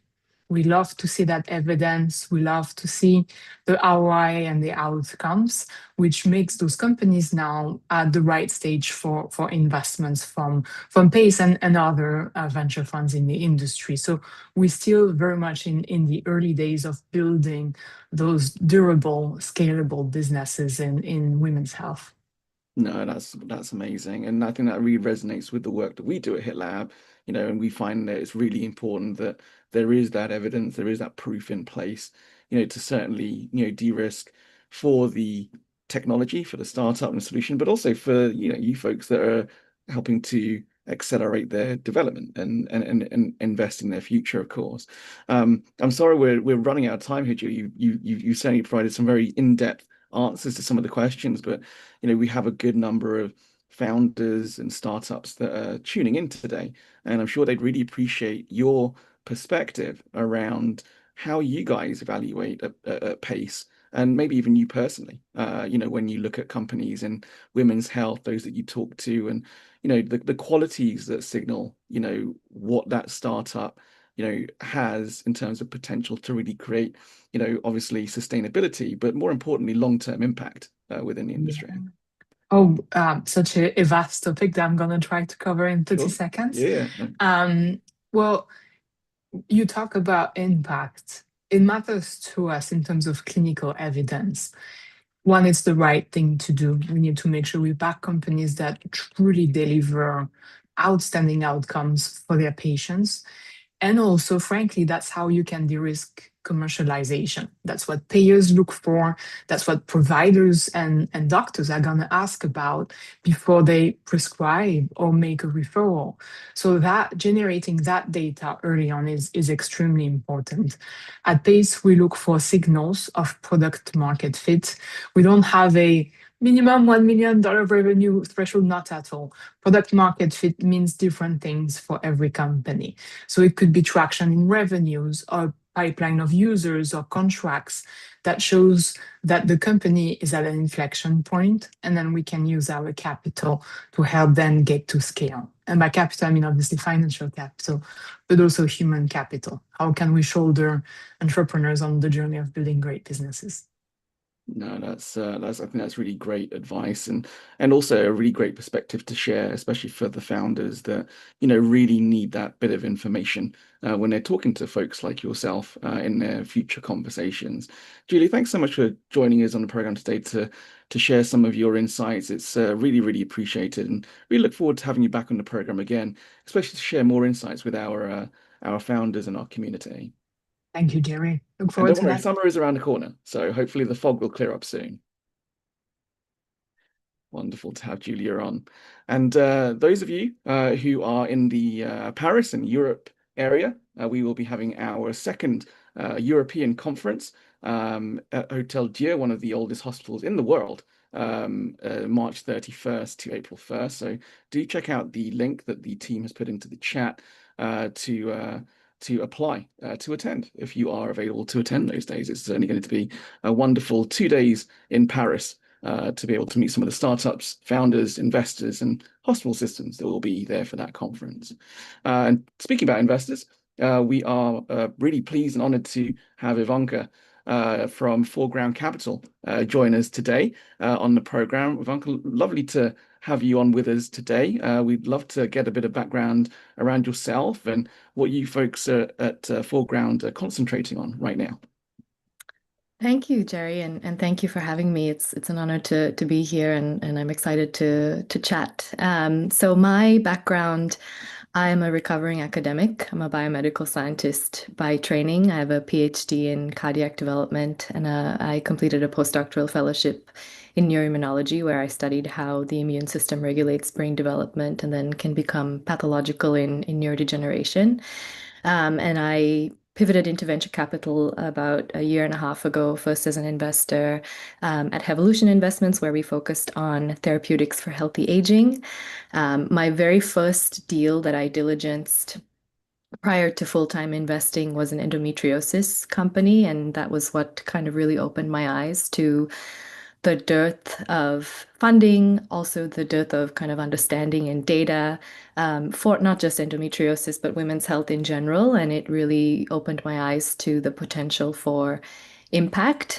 So I've always been very interested in women's health and excited to contribute. And I was thrilled to join Foreground Capital about 6 months ago as an associate. And at Foreground, we invest in women's health, and we define women's health as conditions that directly, disproportionately, or differently affect women. We invest at the seed and Series A stage, although we like to get to know companies even earlier. And we invest across a number of health segments, including therapeutics, devices, diagnostics, tech-enabled services, and digital health. Finally, I will say that in addition to being a returns-driven firm, we're also very impact-oriented. So we evaluate opportunities through the lens of impact, and we anchor to 4 impact pillars: transformative innovation, addressing cost and access barriers, and also solutions that are able to affect systemic change. That's really fantastic, and I think super important for our venture firms to also really focus on that impact piece, which I think really resonates again with a lot of the community and a lot of the startups that are applying for funding nowadays as well. From that vantage point at Foreground, what signals are you guys seeing right now, in terms of women's health at last gaining some real momentum, especially in the investment category? Yeah, I think it's a very exciting time to be in the women's health space. On the macro level, the Women's Health Access Matters group just has published that women's health investment has increased 300% since 2019. SVB reported that women's health had a banner year in 2024, reaching investment at 2.6 billion, and that's only considering conditions that directly affect women. That level of investment they just reported last week did dip in 2025, but also consistent with the broader healthcare VC space where liquidity has been constrained. But we still saw some big rounds in women's health that closed at high valuations like MIDI Health and Pomelo Care, for example. On the thought leadership level, we're also seeing an explosion in reports and sector analyses from investment banks like Stifel, commercial banks like SVB, and consulting groups like McKinsey and BCG that are all making the case that women's health represents a massive opportunity of investment and for innovation in healthcare. I think on the more direct day-to-day level, we're seeing a lot of generalist VCs that typically haven't been active in the space or vocal in the space that are either articulating direct investment theses in women's health or increasing their investment activity in women's health companies. And we're seeing that similarly on the exit potential acquirer side, where pharma companies or device and diagnostics companies are developing women's health focused strategies, which to us signals that they're recognizing the market opportunity and the potential for impact. And then I'll just say anecdotally, at the JPM conference earlier this year, there were so many women's health events and panels and happy hours, and these were all very well attended. The rooms were packed. The conversation was different. And I'm new to the women's health space, but the Foreground leadership team, they've been in this space for 6 to 7 years, and they really pointed out how there's kind of a new urgency that feels very new and exciting. So it's an Yeah. exciting time to be in the No, space. absolutely. Totally agree with you. I spoke to, I think one of our founders or one of our investors who attended the JP Morgan event, and they did say there was a certain energy shift, in the way that folks were speaking about women's health and stuff. So that certainly tracks with how, with what the mood is like right now. Um, you spoke about some of the opportunities and, your excitement around, the things that are coming up in terms of, technologies and solutions within women's health. Are there any areas, in women's health, especially that you feel, from your perspective, are significantly underinvested though, and are also overlooked by the venture community? Yeah, I mean, just to echo Julia from the previous chat, I think maternal health, particularly in pregnancy-related conditions, has been significantly underfunded. It's been a patient population that has been excluded from clinical development for as long as I know, and I think this is an area. So conditions like PPROM, preterm birth, or preeclampsia, these are areas where we still need to see more activity, and we still just need to see more innovation in clinical development. One signal that we're seeing is there are a number of preeclampsia companies that are coming to the fore. I think that is an exciting signal to see, and especially relevant as there's more conviction building around the biology of the underlying drivers of preeclampsia. So that is that's a hot, interesting and exciting signal for us that we're excited about. I would say another area that are underinvested and underappreciated as being true women's health conditions are sleep disorders. These disproportionately as well as differently affect women, and they're associated with the hormonal changes that occur with puberty, pregnancy, and menopause. And also women with insomnia and sleep disorders present differently and are underdiagnosed in this space. So I think we need more investment there. And finally, I'll say that in addition to IVF and fertility applications, I would say fertility preservation approaches, particularly when it comes to conditions like oncofertility, where women have to undergo chemotherapy and that obliterates their ovarian reserve and they enter menopause prematurely. I think this is an area that needs more investment and more data. Yeah, I mean, I think those are some really great examples that you bring up. Some of the dedicated specifically in terms of women's health conditions, but also a lot, there are a lot of solutions out there that do address things, around oncology and sleep quality and things like that, but not necessarily focused on women specifically. So I think that those are some really, really amazing examples you just gave. I know we're sort of wrapping up here, Ivanka, and I'd certainly love to talk to you for much longer. But as I mentioned, I think on the last session, there are a good number of founders and startups that are tuning in today, and will potentially see this session on recording later on. And they're always appreciative from our venture community folks like yourself to let us know or let them know, when you are evaluating startups, especially from your vantage point, from your perspective, what differentiates, companies that truly stand out from the rest? Is there any advice that you would give to them about navigating the current investment landscape? And are there any strategies that you've seen, that work for founders that you've worked with in the past as well? Yeah, I would say the things that differentiate us or differentiate companies when we speak to them is first that they are really coming from a place of understanding the patient. I think women's health has a long history of solutions being built without patients in the room. So founders who have that connection tend to identify the right problem. And even if it's not the case that they have been those patients, but they are actively engaging with patient groups, they have credible advisors in the patient space, but are also who have experience in what they're trying to build is important. And then I'll say on the what stands out side, companies that can really articulate not just their mission, but also the business case and have a clear understanding of who's going to pay for it and why is very compelling and important for us to see. I think in terms of advice to founders, I would say, reach out to investors early, and not. I've been at through fellowships and things. I've been at multiple VC firms, and each firm has a different um, ethos and different perspective on how they evaluate investments, and getting close to investors and understanding what they look for can be helpful even before you have a polished deck.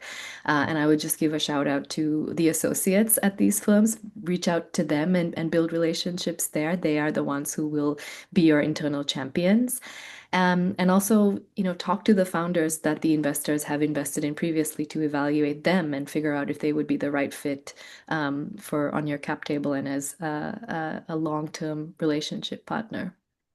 Those are brilliant insights to leave us with, Ivanka, and we really appreciate you coming on to share what you're seeing from your own personal perspective and what you're seeing as a team from Foreground as well. And we'd certainly love to invite you back to share more with the audience for a much longer time, hopefully next time.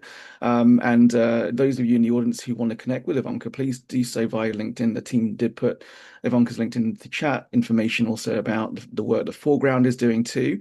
And continue this conversation, whether you're a founder or just interested in women's health. Ivanka, thanks so much for coming on. Thank you, Jerry. No, it's been a pleasure.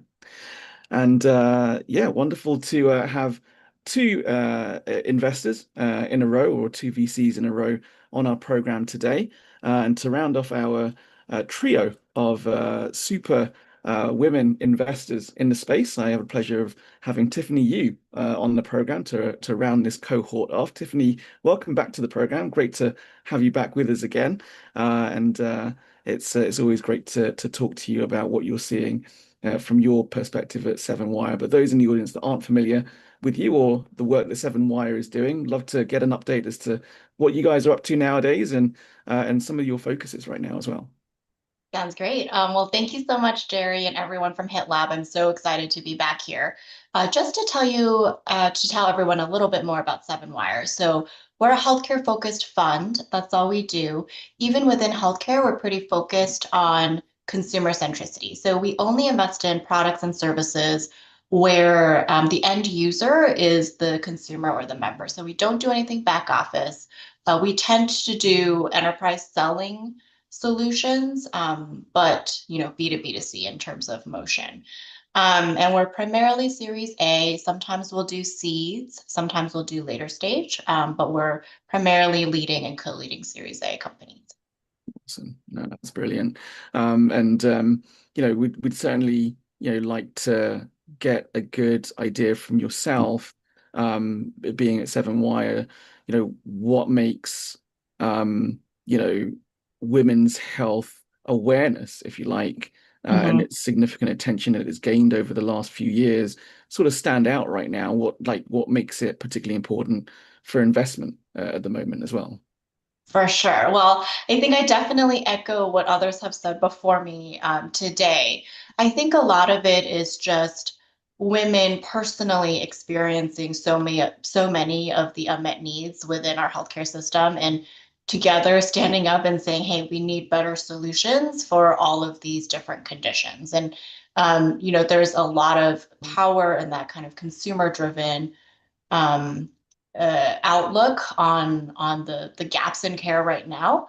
But I think also investors are waking up and realizing that obviously there are a lot of women that live in this country, and there's a huge market opportunity to kind of solve a lot of these needs. And it starts from everything from fee-for-service, reimbursable care. Obviously, women make up a huge proportion of the workforce as well. So I think a lot of the earlier women's health solutions also sold to employers and was a mix of benefits, but also just real care management solutions to help drive down total cost of care, which is obviously really important to both health plans and employers. And I think increasingly we're also seeing more direct to consumer options, because a lot of women are also just tired of waiting for reimbursable pathways for a lot of different conditions as well. So I think all of those things put together have really driven this market and driven investors to wake up and pay attention and want to deploy more capital into this space. Yeah, no, that's great. And sticking with the market, actually, Tiffany, is as we're looking, ahead to sort of those next waves of innovation, what kinds of solutions, technologies, business models in women's health are you most excited to see emerge, or what have you been excited to see so far as well? For sure. Yes. So I think for us, we think about women's health as a very large opportunity for us to dig into. And obviously, there's still a lot of need in kind of the reproductive women's health space. I have a almost 3-year-old son now. So after going through the whole pregnancy, postpartum experience, there's definitely a lot of unmet needs there. And I was a commercial member. So there's a ton there. I know there's a lot that's being invested in there, but there's still so much more that we can do. So, I think we're constantly still looking at reproductive companies, but I think increasingly more so, people are looking at conditions that disproportionately affect women or affect women differently, right? So, a lot of times people point to cardiac diseases, neurology, dementia, Alzheimer's. We just invested in Well Theory, which is an autoimmune condition. And of course, there's a disproportionate number of women who are afflicted with a lot of these conditions and don't get the care that they need or deserve. And so we think about it in terms of both lens. And I think it's really exciting for more companies and for more investors to think about women's health beyond just postpartum, perimenopause, menopause, pregnancy. Still very important. We should still be deploying more capital there. But I'm excited when people talk about women's health and more than just those types of conditions. Yeah, absolutely. And as I was mentioning to Ivanka in the previous session, I think there's certainly an energy shift around that, where it's not just the traditional, ideas, around Right. women's health. It really is, more of a focus on, some of the sub focuses, if you like, of, the general sort of focuses around oncology and sleep quality and nutrition, Yeah. etc. as well. So that's, I'm certainly excited for that too. Um, and now sort of shifting gears onto Mhm. what you guys usually see, when startups talk to you and you looking for startups that you're looking to bring into the Seven Wire portfolio. What are the key signals, that make these companies, these technologies stand out to you and just to investors in general? Yeah, for sure. So I would say we are predominantly Series A investors. And I Yep. think at that stage, what we're looking for is really signals of product market fit. So what's really compelling to us is when companies come to us with third-party validated data on clinical outcomes and impact on total cost of care, one or both of those things. It's totally fine if it's validated by your customer. So if they did some kind of analysis and say, yes, we agree with your 3-to-1 ROI calculation and we stand by that, I think that's all very powerful because it shows that there's buyer buy-in in terms of your impact on this population, and we can see the actual clinical outcomes and the evidence that your solution is working. I think the other piece of this is we also want to make sure that the member, the end user of your product or your service, also really likes what they're experiencing. And what that signals to us is that there's constant engagement, there's good retention, people are coming back if their condition flares up again. So I think a lot of times we're looking for those kind of independently verified case studies and reports.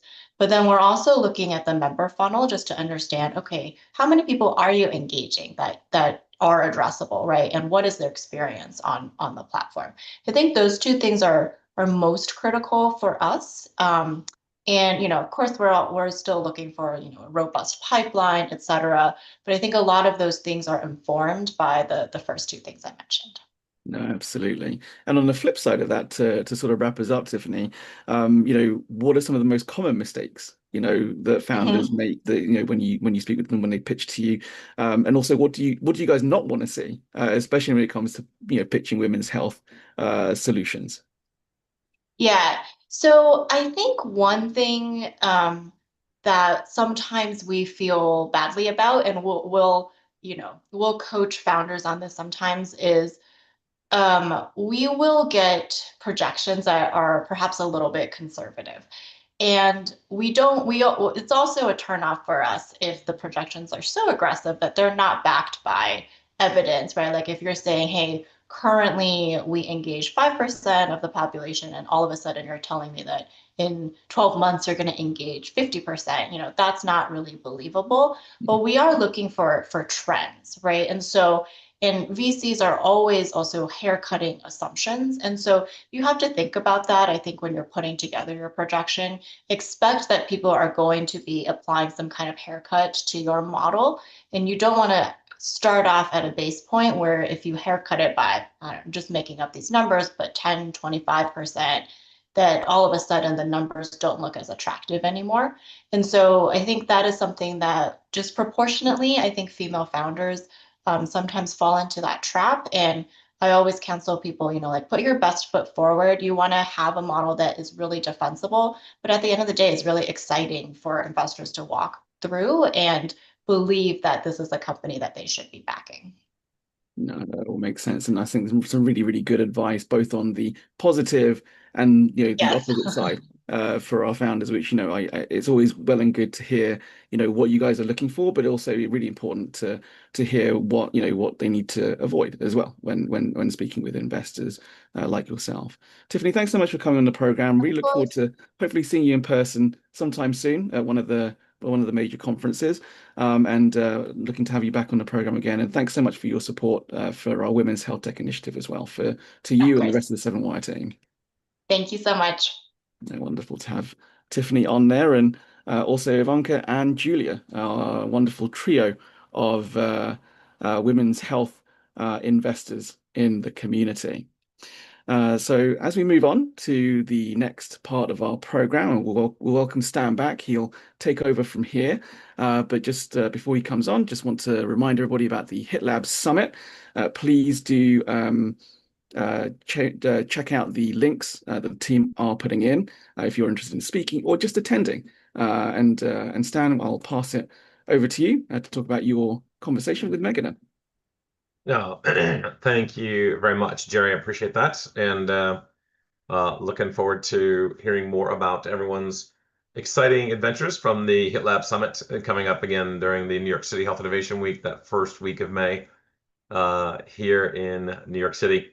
Would love to continue the conversation as well. I know that the team is putting links in to register for the summit and to look at all the different events happening on New York City Health Innovation Week, given the fact that we have a full roster of events from things being sponsored by the Merck Global Fund through Pfizer, J&J, Sanofi, Novartis, through Columbia, Cornell, Mount Sinai, NYU, MSK, and numerous other groups like NY Bio, DHNY. So we've got an extraordinary week coming up, and we're looking forward to it. Next up, we have a very special guest, Meghana Helder. She is a surgeon, a cardiovascular surgeon at the Mayo Clinic, and she has some amazing things to say about HITLAB team that did a meta-analysis for her recently. Meghana, good to see you. And we're really excited to have with us as well Meghana Helder, MD. She is a surgeon at Mayo Clinic and the CEO and the founder of Meghana. Thanks for joining us today. How are you doing? I'm doing really well. Thanks, Stan. Good. Give us a little bit of background on yourself and your profile. Sure, absolutely.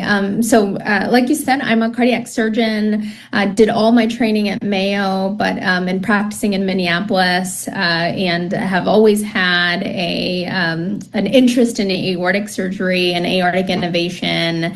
And as part of that, founded this company called Octane Health, where we are de-risking aortic surgery by creating surgery-enabling tools that help better patient outcomes. Well, that's amazing. And what was the inspiration behind it? Yeah, was actually just clinical need. I had this point in time, actually around Thanksgiving, where I had 4 patients in a row with this life-threatening disease called an aortic dissection.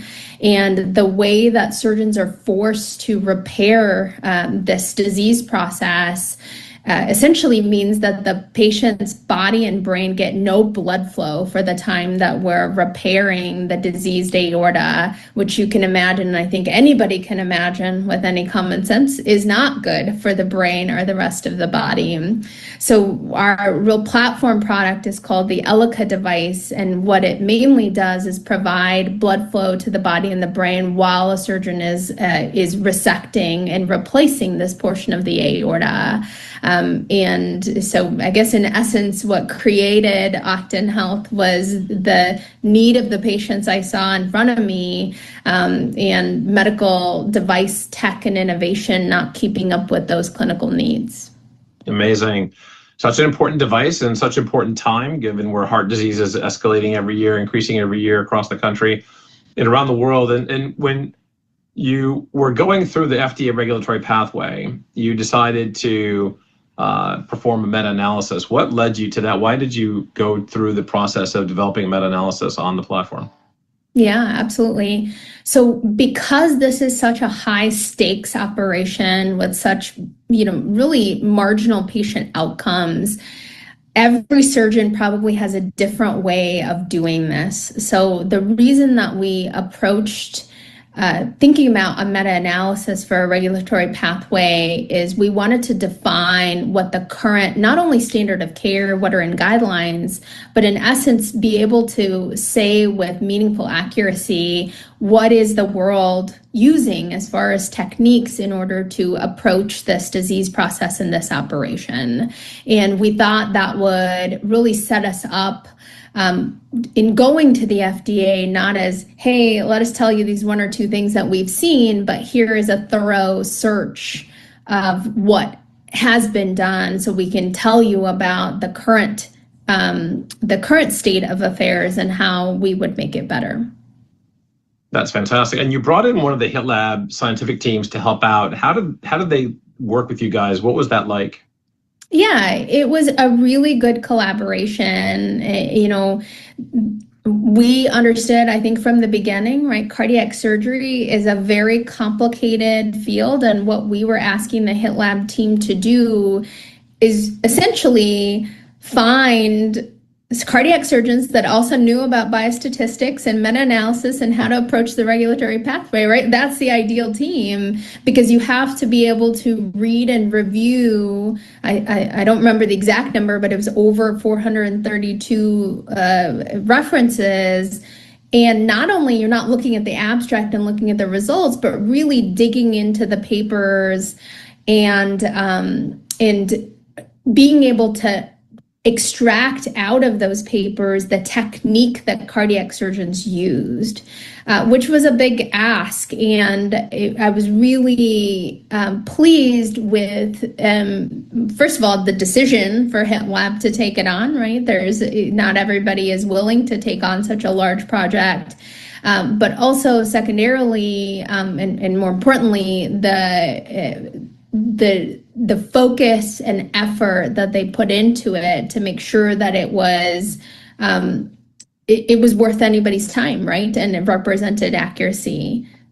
It was amazing to see the process that you used with the team as well. Talk a little bit about the collaboration, the collaborative process that was used between your scientists and the HITLAB scientists to develop the meta-analysis. Sure. So the collaboration really was bringing in all the necessary parties, right? So we brought in the surgical expertise, including kind of a medical student that really tried to understand this, so that not only were we building in and teaching essentially the clinical points to these well-established biostatisticians and scientific people at HITLAB, but we're also able to kind of be a point of reference for them to bounce those papers back at us when they had questions. And that, in combination with people like Dr. Damerman, who have interacted with the FDA, kind of know what they want to see, and being able to frame this in a way that they would understand, quote unquote, FDA speak, right, is very important. And at the same time, having somebody with the statistical skills to take, 432 papers, right? And we started with a lot more than that, and really refine so many different variables and multiple categories into an understandable tidbits of information that not only is there the rigor of the scientific protocol, but somebody, and we're just talking about this offline, especially, with the FDA now, who is so stretched thin with, low funding and low, and just low resources, is able to take away not only that high level, and when they want to delve into it, be able to look at the rigor was very important. It's fantastic. And would you recommend other people to use HITLAB for their meta-analyses going forward? Yeah, I thought it was a really good collaboration, and it wasn't, here's this that we told you we would give you, take it and buy. It was, is this right? And it was a lot of iteration on a very complex thing. And I think that's kind of what you can ask for, right? With people that are not officially part of the inner circle of the company, is people that are willing to kind of put in the time and get it right. That's great. Well, Dr. Helder, thank you again for joining us today, and looking forward to seeing many, many good things coming out of Ogden Healthcare. Thank you. Thanks so much, Stan. Amazing. Yeah, just keep an eye on certainly what's coming from Ogden Healthcare and the good people from Mayo Clinic. Well, we're really happy with what they're doing and where they're taking it. Next up, we're looking forward to hearing from another innovative company that's bringing together medical data. As you all know, folks in the healthcare system, you know how messy healthcare data is. And so Bhagya Prasad is here from HIX Connect, and she's going to tell us a little bit about how HIX is going to make the healthcare data mess go away. Hi, Bhagya. How are you doing? Doing great, Stan. Thank you for the opportunity here today. No, I appreciate you joining. Know how busy you are working on such a revolutionary platform. If you could help people understand, what is it that HIX Connect is doing, and what kind of core healthcare interoperability problems is HIX Connect solving? Yeah, thank you for that question. As we know, last 15 years, it's been an age of digital adoption, I'll call it, in healthcare, right? So with that, healthcare doesn't necessarily have a data shortage. It has trust and usability problem, in my view. So data is everywhere, but it's late, it's inconsistent, and really hard to act on. That's because, in my view, the industry has really focused on, hey, how do we move data from one point to another? And instead of thinking about it, how do we make it usable, accessible, and findable, right? So HIX Connect really flips that by building the trust, the governance, and the quality data that's really ready to use in days and months. That's what I'm talking about. And that's what we need in healthcare for sure. So let's get that double clicked on if you can, because a lot of platforms claim to be doing this kind of connecting healthcare data thing, right? But when you look at HIX Connect, and again, HITLAB is evidenced out, HIX Connect, for those of you listening in the HITLAB community, you're wondering what is so special about this platform. So we've actually done our study on it, and it is officially HITLAB approved. But Bhagya, if you could talk to us a little bit about how you see HIX Connect really differentiated from all the other tools in the ecosystem. Yeah, thanks, Dan. As I mentioned, right, so the focus has been on moving the data. Our goal is, how do you make it usable on arrival, right? That it kind of has that quality, the governance, the control directly into when you're integrating that data. That means you can predict the outputs, lower risk, far less rework downstream, whether you're trying to bring better insights and analytics to your operationally internally, or you're presenting that in front of clinicians to truly make that decision, right? So what it really is that it's not just another pipeline, it's truly that reliable data foundation that organizations need today. And that's where we take it next, right? Because it really is that kind of credibility in those kinds of organizations that are trying to work with something and someone and a platform that they can trust. And, particularly given the fact that the symposium today is about women's health, given it's Women's Health Month. And what is the women's health data conundrum? Talk a little bit about that. It's so fragmented across so many providers. What is HIX Connect going to do to close that gap? Yep. Great question. Even Tiffany shared, right? So women's health is truly unique when it comes to, more importantly, in the reproductive health. I'll connect that into say, I believe women's health is one of those clearest examples of the fragmentation of data. Interoperability, and most importantly, HIX Connect, it truly creates that longitudinal whole person view across providers' devices and over certain time frame, so that truly can enable the earlier intervention that women's need, more personalized care just because of the uniqueness of women's health in general, and better outcomes end of the day, whether that's, hey, we knew about some of the symptoms upfront that we could actually proactively mitigate and manage those, early signals, I want to call, for women's and women in specific. And so let's talk about the HIX an example case study of what HIX is going to be doing in the healthcare system. Walk us through a case study of HIX in action. Yep. So I think to me, the biggest shift is going to be speed and focus and efficiency when it comes to HIX Connect. We are targeting how do we kind of make the whole data exchange and the data interoperability problem easy button to solve, going from months to days and cutting that entire overall timeline, overall reducing the operational cost, truly contributing and focusing on the outcomes that matter when it comes to healthcare delivery, or it could be better insights and analytics, or even the research use cases, right? So as we imagine, there's so much energy and focus with research and improving, whether that's women's health or behavioral health, just at the national level as well. So our goal is to kind of, again, shifting and making speed and accuracy and quality a differentiator. And with AI becoming so central to healthcare around today, talk us a little bit about through the model of HIX's AI agentic system and how that's a differentiator. Yeah, a great question, given all the AI prioritizations around. We strongly believe AI doesn't fail because of models. It fails because of data. If the data isn't clean, it's not governed, and it's not explainable to the AI so that the AI and the agents can make sense of it, it won't scale, right? So HIX provides that trusted foundation that you can rely on.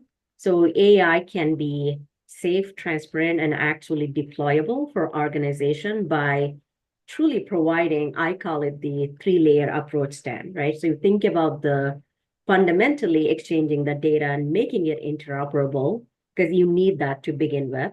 Then how do you start to build that longitudinal whole person view that has the right signal, the right why of why certain events are taking place in a person's journey and a life, and what is that need, right? So if you can make that explainable, and you have the third layer, and the important one to truly enable AI is that you have the right foundation, you have the right explainability. How do you make sure that the recommendation that's ultimately going to be made by the AIs and the agents are accuracy? So we have a layer being thought through to truly enable that workflow where you can embed human in the loop for any AI decisions that's going to be ultimately made that can truly enable AI acceleration or the transformation for the organizations. And just a last question to wrap up here. Talk to us a little bit about the major benefits that you're seeing HIX bring to customers and what that's going to look like over the next 5 years. Yeah. So I think to me, the biggest beneficiary are going to be the patients or the members. If you were to call it, Stan, every industry has that consumerism that's here, and it's happening for healthcare as well, right? But only if the organizations can get that right, right? So end of the day, the patients must benefit from all sorts of innovation and efforts that all of us and this community is putting together. And most importantly, for health systems and payers, this is now a competitive advantage, right? So those who can trust and act on data in real time will win on cost, the outcomes, and end of the day, the patient experience. Interoperability and data exchange and quality is no longer an infrastructure play.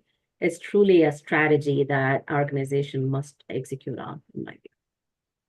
Fantastic. Really appreciate you joining us today and looking forward to hearing a lot more great things coming from HIX Connect. Thank you. Thank you for the opportunity, Steph.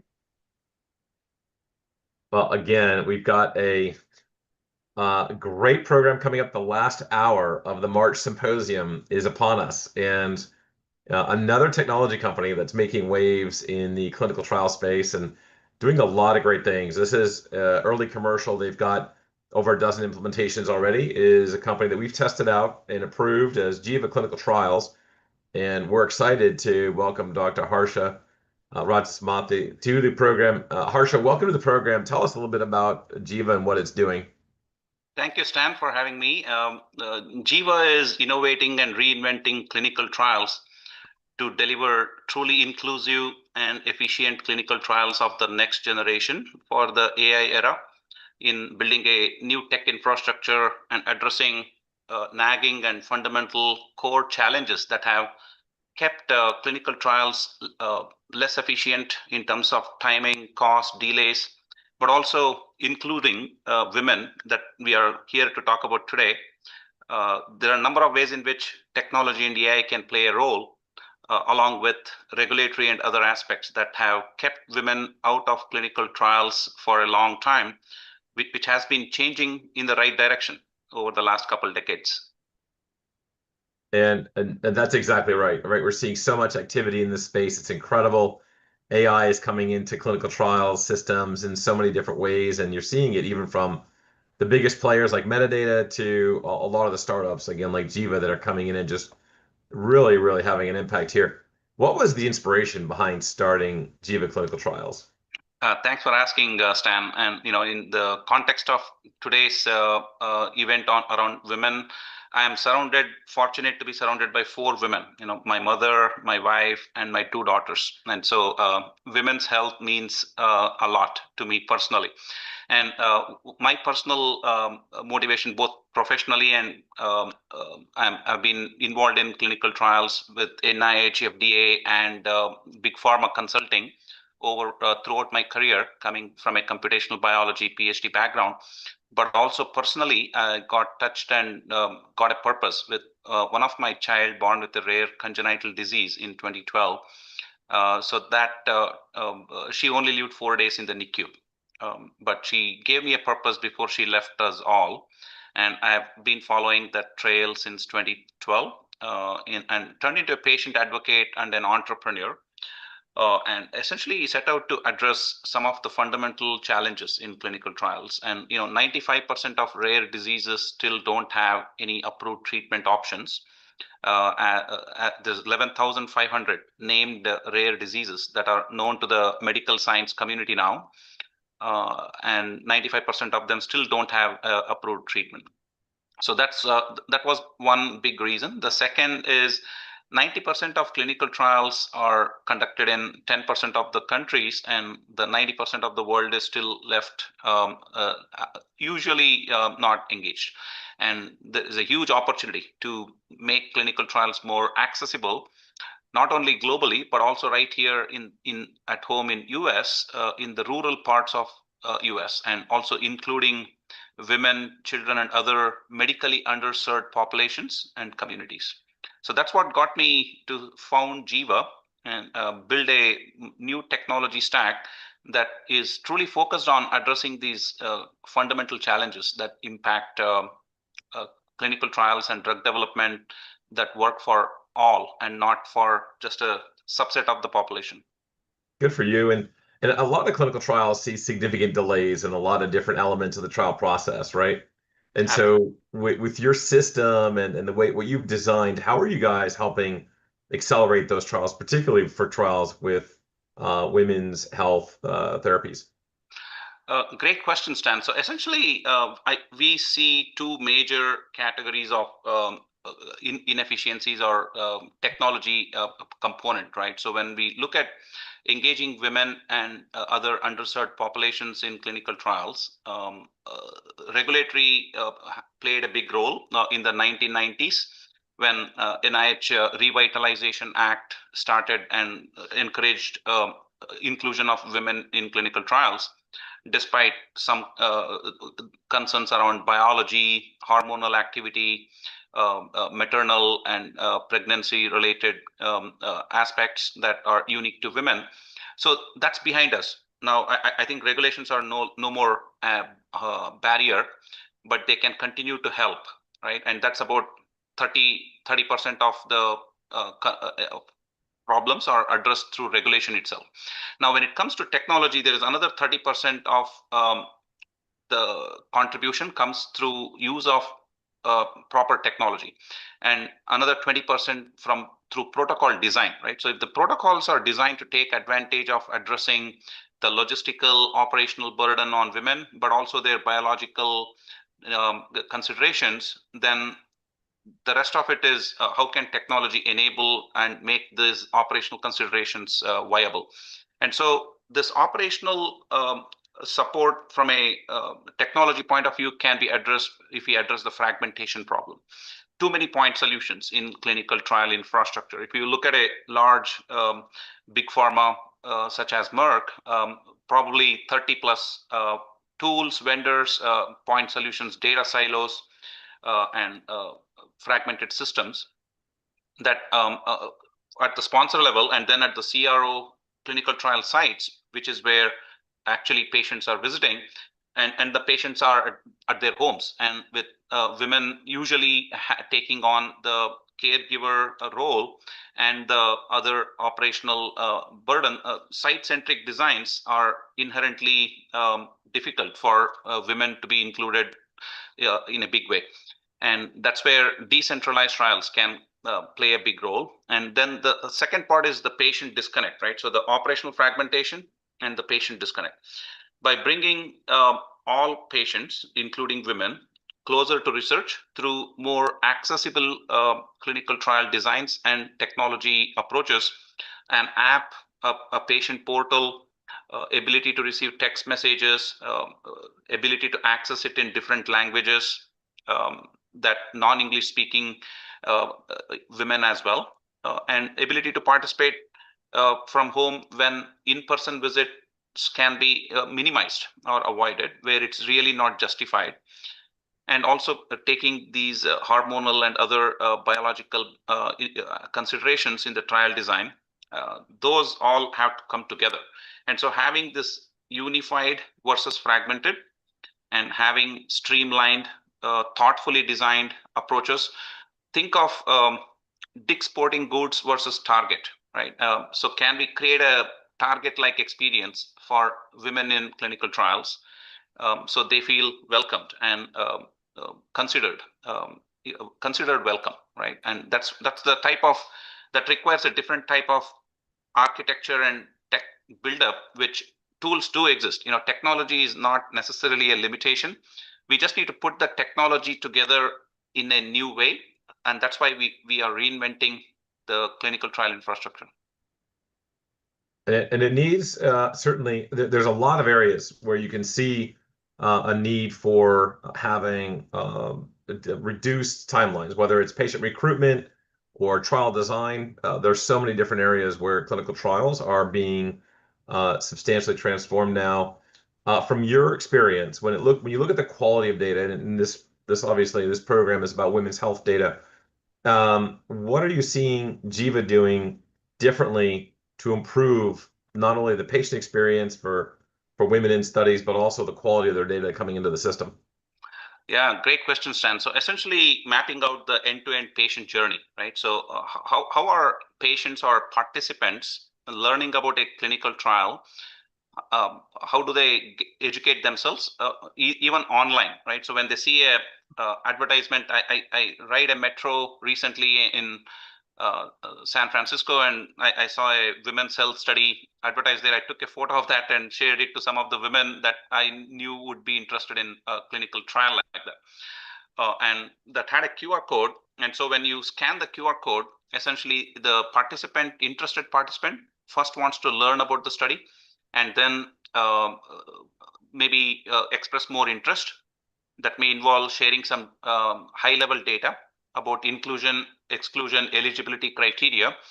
If the participant is eligible, then next is matching and referring to a clinical trial site.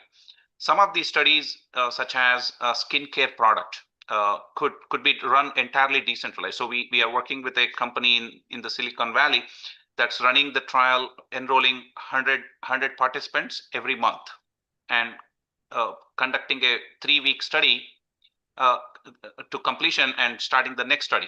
So they have been doing this for more than a year now with over 2,000 participants, including women, conveniently participating from the convenience of their home or wherever they are without having to travel to sites for visits multiple times. And so enabling this type of easy access is one big barrier. That's like almost half of the barrier. The next is there is a lot of variability in symptoms, and being able to track those symptoms and capture them through patient diaries, patient reported outcomes, and longitudinal tracking, including any biological cycles and hormonal activity that might be relevant in certain studies, but not all. Those also can be captured through sending a quick text message with a link to a patient diary, symptom tracker, medication tracker, and patient reported outcomes. And sensing that experience of where the patients or participants are having good experience versus bad, and even adapting and fixing that as the trial progresses.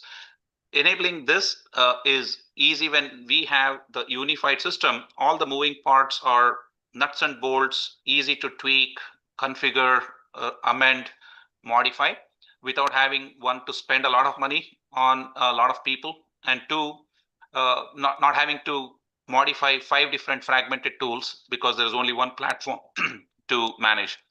Those are some of the ways in which we are seeing that's helping move the needle in the right direction. It's incredible. And I think, when you start looking at moving that needle, let's talk about the needle over the next 5 to 10 years. Harsha, you've been a part of this industry for a long time. Where do you think the biggest innovations are going to come over the next 5 to 10 years to help close that gap, that gender gap around women's health and men's health? Great question, Stan.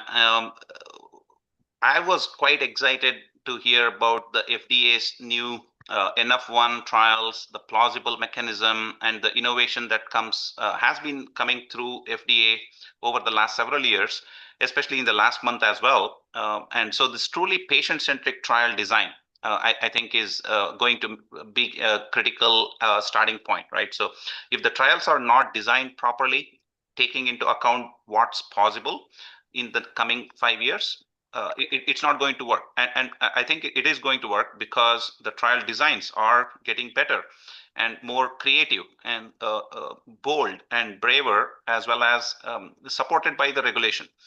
Adaptive, personalized study models, right? That's number one. Number two, integration of multimodal data and AI agents. Remove the human bias, right? So we as humans, we all come with our inherent bias.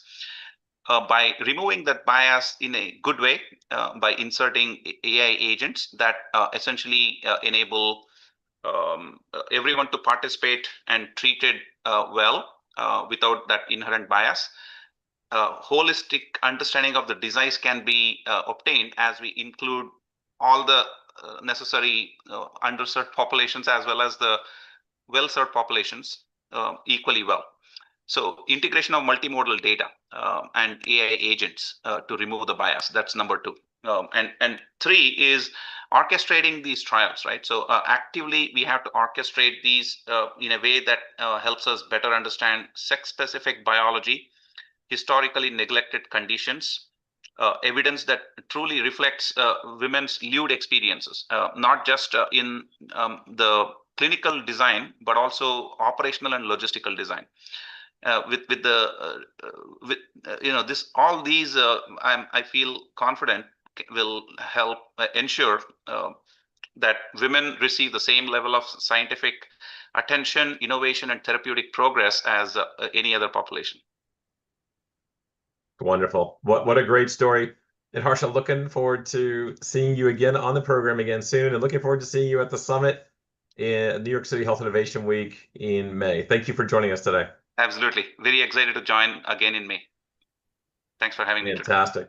And we are looking forward to seeing hopefully some of you in Paris at the Breakthrough Alliance Europe conference that's coming up next week, Tuesday, Wednesday, for a whole host of other innovations that'll be presented by the French government, the French health system, Swiss health system, and many other health systems across the European Union. But and next up in the program, we're thrilled to have back again Dr. Kate Stevenson, whom you all know from CERN. She is a member of the HITLAB community as CERN is making its way through the clinical trial process. And with her as well is her colleague from CERN, Nalima Firth, and we're going to be talking to them about how CERN is driving impact in women's health for the long term, not just for maybe like a month or two or whatever, but literally long term, and how their commercialization strategy is going to go from a very high adoption rate. So again, Kate, Nalima, thank you for joining us today. If you could, let's start with Kate, since she's a returning a veteran of the program. If you could give us a 1-minute bio, and then we'll jump over to Nalima after that. All right, thanks, Dan. So those who haven't queued into one of my speaking opportunities at HITLAB, which thank you, HITLAB, you have given me so many opportunities on this platform to share with your community. My name is Dr. Kate Stevenson. I'm a 25-year veteran of the medical device industry, primarily in startups. I've been in Silicon Valley since the late 90s. And so this has been my happy place, is playing with technology, new ideas, figuring out where there's the underserved population, diving in and trying to take that new technology and to serve the needs of that population. So I've got a PhD in engineering, but I swear I've actually done work in industry. I've had a lot of industry positions as well. But I'm also excited because we have Nalima on today. Some of you have met my colleagues, Dr. Melanie Santos, as well as Professor Hansuk Park. So Nalima is the amazing person who actually knows about building companies and how to make them profitable, more than just coming up with the cool new technology idea. So Nalima, if you can tell them a little bit about your background. Of course. Thank you so much, Kate, and good morning and good afternoon. Well, my background has mostly been with the drug industry and with medical devices. I've worked in commercialization, reimbursement, and strategies for companies such as Amgen, Bristol Myers Squibb, Glaxo, and the Alfred Mann Foundation. I've also worked with hospitals like the Children's Hospital of Los Angeles, and I'm a consultant for the Pediatric MedTech Accelerator, CTIP. So I work in pediatrics with Children's Hospital. So I have been working with CERN on commercialization and reimbursement in terms of what it takes to develop a product to get it to market. It's very good to be able to develop products early on, but they're not really products if they're not going to be used by patients at the end. So that's what I'm trying to do, is to develop the commercialization and reimbursement pathway. Fantastic. So let's jump back over to Kate. And Kate, if you could tell us a little bit about what CERN is and the benefits that CERN is going to be working toward for women around the world. All right, so we are in the vaginal infection space. 30 million plus women in the US every year will go to the doctors for a prescription to deal with one of these infections. It's one of those nasty little unmet needs in our industry that has gone unmet for a very long time. And what CERN is doing is we are coming up with the first non-drug treatment for both bacterial infections, yeast infections, combination infections, and including all those infections that are emerging now that are actually drug resistant. So we have a basic little glowing device that is a simple treatment you use at home. It's a prescription based, it's trained in the office. A lot of amazing potential opportunities as far as reproductive health, as far as women's health. oncology, one of the nasty side effects of all those amazing new immune therapies is you get horrible yeast infections. And because most yeast medications have really bad renal effects, you can't take the mainstream medications. So that's what Certain Device is doing. We've currently treated about 60 women in a pilot study done in Southern California.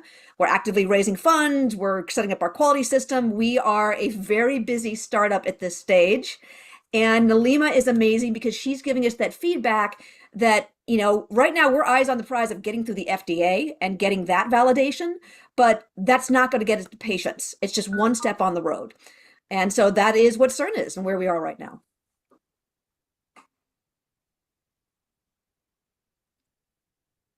That is what I'm talking about. I love it, and the excitement is I can just feel it in the virtual room here. It's just palatable.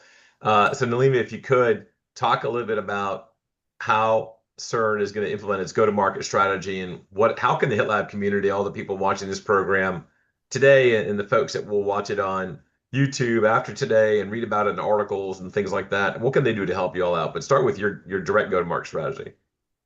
So with any market strategy, you have to think about, who's the customer? So we're on a women's health discussion here.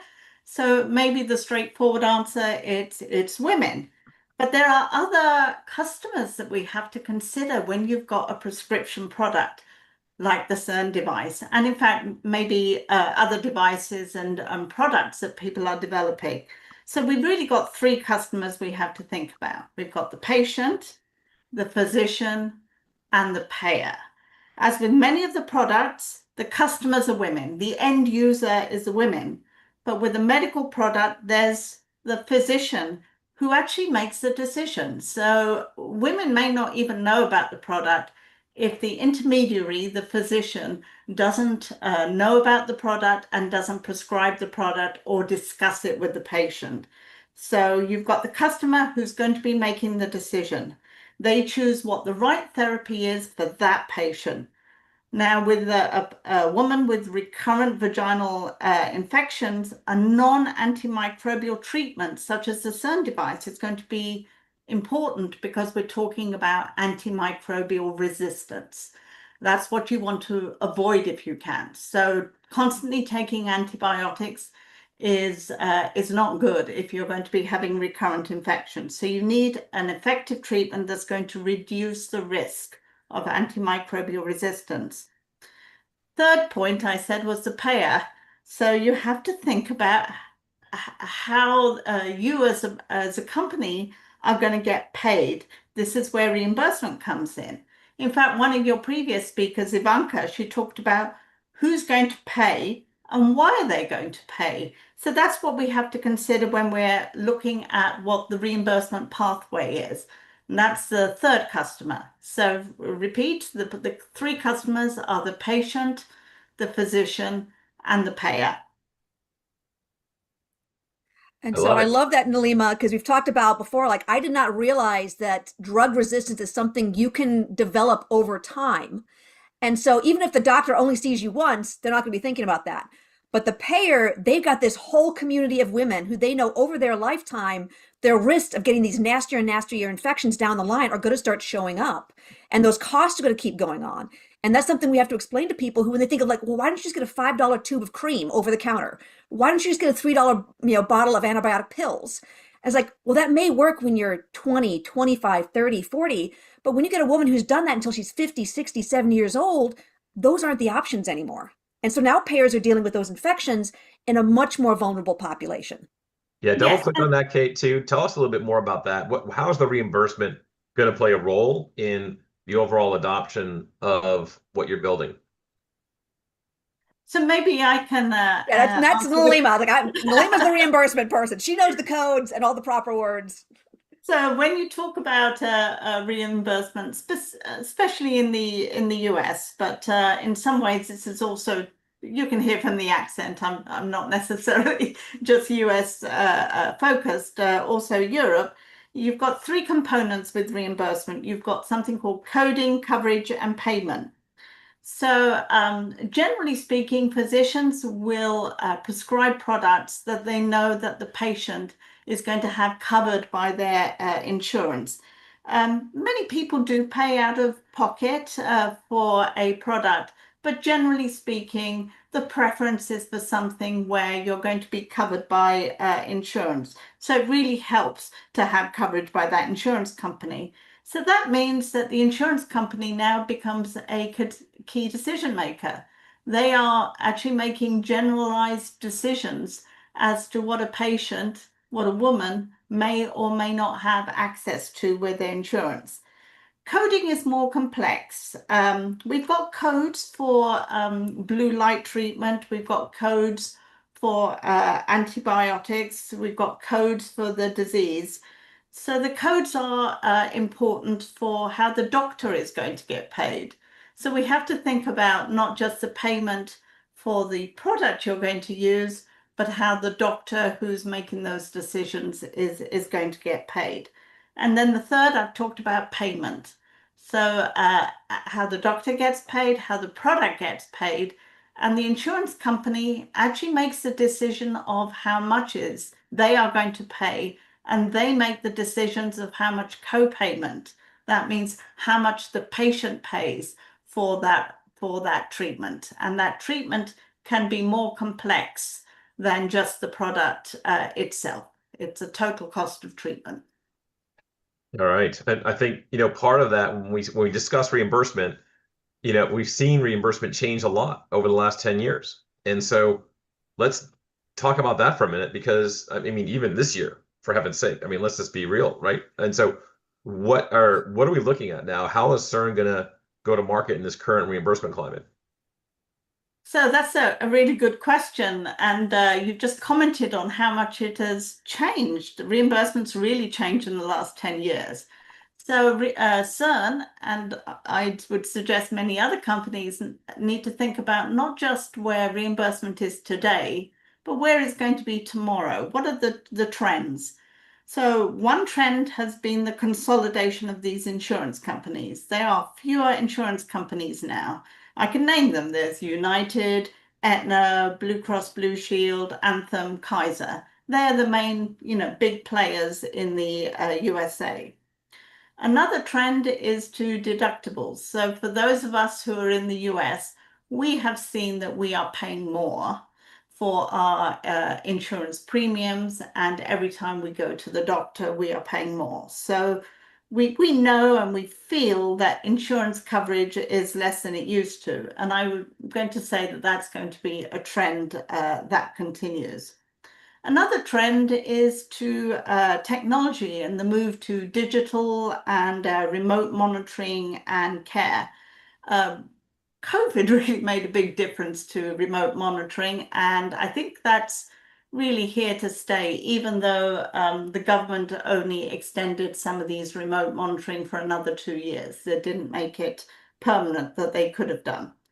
So one takeaway I would say is reimbursement is not really keeping up with the technology, but it's trying to. It's kind of catching up. Reimbursement is still getting to grips on the use of AI, but maybe in a few years' time it will have caught up. And there's certainly a move and a trend to reimbursement that is not for drug treatments. One of the trends in healthcare has been to accept non-drug treatments for diseases that are traditionally being treated by drugs. You've already commented on also the number of people who have now lost health insurance in the USA. So it's not just about what reimbursement's like today, it's what it's going to be like tomorrow or in 5 years' time. That's fantastic. Well, thank you both for joining today. Just an amazing conversation about not just women's health, but how CERN is going to make such a big difference for women, not just in the US, but all around the world. Looking forward to seeing you again soon and hearing more great things. Looking forward to seeing you both at the summit. Take good care. Bye now. Cheers. Thank you very much. Bye. And so we are on our last 30 minutes of the March Symposium around women's health and women's health tech. And who better to talk to about this than Wendy Powell, the founder and CEO of Mutuo. And so, Wendy, great to have you on the program. How are you and where are you?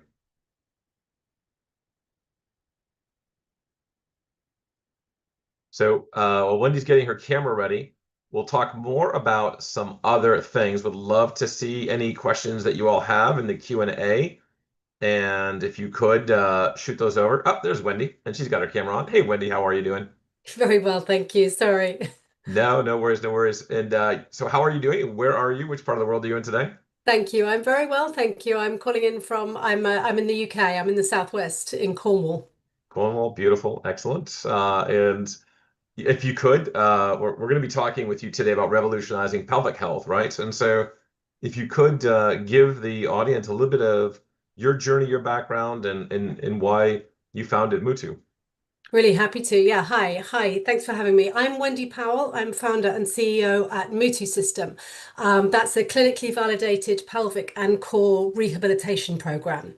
It's built for women across the full life course, so from pregnancy, postpartum, through perimenopause and into menopause.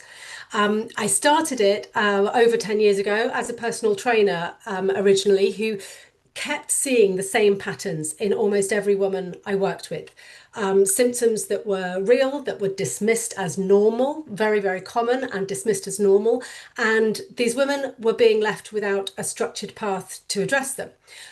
So fast forward to now, and Mutu has reached hundreds of thousands of women across more than 50 countries. We hold NHS contracts in the UK, and we're also a preferred partner on United Healthcare's Optum Now platform. Other things that I get involved in here in the UK as well. December last year, I was speaking in Parliament on women's health delivery, and just a couple months ago at 10 Downing Street for International Women's Day on women's health. So I kind of I'm at the intersection of clinical evidence and digital health and women's policy as well. So we work direct to consumer as well as B2B. So yeah, that's all of the things that I'm happy to be speaking about. That's amazing. And so as you've really started this journey in pelvic health, there's so many areas to start with, right? Because it affects people in so many different ways. How does Mutu address the unique needs of each of those stages within the pelvic health journey? It's a great question. Like I said, Stan, we work across the life stages, so it's about our specialism is in the symptoms as opposed to the demographics. So if we start with pregnancy, there is sustained load on the pelvic floor throughout that process, of course, connective tissue, abdominal system, all adapting. So women then need structured, safe movement that supports those systems and changes without creating dysfunction. And then coming into postpartum, possibly the most underserved window across territories, a single 6-week check and told that they're all clear. So without structured rehabilitation there, those symptoms, they are addressable at 6 weeks, but they can become chronic conditions sort of months and years later. And then moving on through a woman's life journey, perimenopause and into menopause, as estrogen declines, that also accelerates pelvic floor tissue changes. So what we find is that maybe women who've been managing symptoms for years find them worsening at this stage, or even manifesting for the first time with these hormonal changes in midlife and later in life. So sometimes it's a new problem and sometimes it's an earlier one kind of returning. So the key insight, this is a continuum. It's not separate conditions. They're the same conditions. And lots of other alternatives or solutions kind of address one window, whereas we're built for the full arc in one clinical framework. So it's kind of the body doesn't compartmentalize by life stage, and so we don't either. Incredible. And like we see in a lot of areas, pelvic health is not consistently covered in payer systems, in health systems around the world. And so again, your primary experience is NHS and US. Talk a little bit about how Mutu helps to mitigate some of those issues and how it helps to folks get coverage in those areas. Yeah, sure. So, like you say, it's obviously it's a different system. However, there are similarities, and around delivery are actually very similar. So, for the way that we're working in the NHS in the UK, we're contracted within some areas and territories of the NHS, groups of practices, trusts, etc. So the way we deploy there is via a cohort or voucher, meaning that a trust purchases access for a defined group of patients. So that may be based on life stage or journey. It may be based on symptoms. It may be simply based on how many women are in the cohort. So they receive a code or a link to join the program directly. So the interoperability aspect is beautifully simple. There's not even an app download to do. There's no hardware. There's no clinical supervision required to get started, and actually that onboarding is handled by us. And then in the US, the way that we work currently with United Healthcare's Optum Now platform is that members can access Mutu at a discounted rate via the Optum Now platform. So that's sort of almost a hybrid model, if you like, whereby it's discounted to the patient, whereas obviously in the NHS that's paid for by the NHS and free at the point of delivery. So we kind of work across a couple of different ways with different providers, whether that be fully paid for by the payer, fully paid for by the patient, and or some kind of hybrid of that situation. Yeah, so that's sort of how it works across those two different systems at the moment. Incredible. And I think, the thing that we're all concerned about is outcomes. Yes. I think, obviously women are concerned about it. Their male allies are concerned about that. So what does the Mutu platform do to help improve those outcomes, not just on, day one, but all through the entire journey? That's right, and it's not just day one. I often describe these exercises or these strategies and techniques that we teach and empower women to do by themselves as kind of like cleaning your teeth. You don't clean your teeth for 6 weeks and say, okay, I'm good, my teeth are clean, and not do that again. So it's and pelvic floor work and core work very much falls into that. But progressive pelvic floor muscle training is absolutely consistent with all guidelines, ACOG, NICE, orgs. So this isn't generic exercise, it's structured, sequenced rehabilitation for the core and the pelvic floor. So we're talking about functional strength and abdominal stabilization, core stabilization. Our program addresses the full core and pelvic floor system, not just sort of one small muscle group in isolation. So it really is a behavioral a change to strategies, the way that a woman not only exercises or works out, but also how she moves, how she lifts, and how she goes about daily life. So it's very much a behavioral change, and that behavioral adherence and compliance to the program, we support that throughout the process, and we also have a peer community within our membership, moderated by our team to support women going through it. So consistency is, of course, vital, coming back to the teeth cleaning analogy. And it's very much the challenge that we hear all the time from clinicians, in that when we're talking about self-directed rehabilitation, one clinic visit and sending a woman home with a leaflet or instructions to carry on is that's a massive challenge for clinicians. So Mutu is very much designed for that. It's on her phone, it's on her tablet, it's in her pocket, it's right there for her. Outcomes wise, we monitor outcomes across a number of symptoms and challenges, predominantly urinary incontinence and prolapse symptoms. We track them at baseline 3 weeks, 6 weeks, and 12 weeks in terms of symptom improvement, and we see above 85% improvement rates across all of these symptoms, which is not only great from an improvement symptom point of view, but the clinicians that we work with, they are always blown away by the compliance levels because of the support. Well done. Well, let's get them on the program. We want to hear from them as well. That's amazing. For sure. And so you've seen this. I mean, obviously you're one of the revolutionaries, one of the pioneers in digital and women's health. So you understand this better than anyone, but digital is vastly changing the ecosystem in ways that no one could have seen even 2 or 3 years ago. And so how do you see Mutu being the leader over the next 5 to 10 years as digital becomes more and more a part of our healthcare experience? And AI becomes more and more of our healthcare experience. How is that go? Where is Mutu going to fit into the ecosystem, especially in women's health? I think where a lot of those changes that have taken place, as you say, we were kind of pioneers in this to an extent, and so it was new. There is so much of a focus now on digital health and so much more adherence and understanding and familiarity for users, for patients to be interacting with digital health.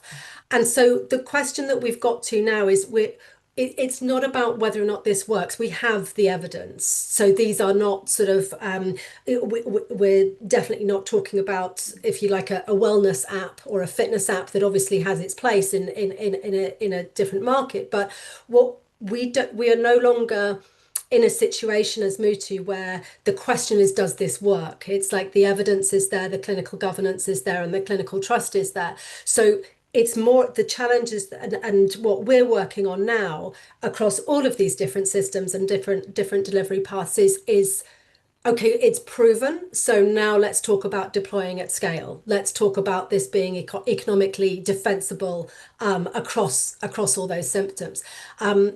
Because conservative care, self-managed care that we can do through digital health, through a web app and community like Mutu, delivered before surgical escalation even comes into the picture, that's where the system saves money, that's where the women recover their function, where those downstream costs, whether it be to her personally, to family, to productivity at work, to the economy as a whole in terms of productivity, that's where we can make those differences.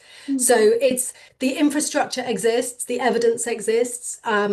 It's the deployment model now that we are working with health systems of all different types to make that now deployable at scale to really help more women.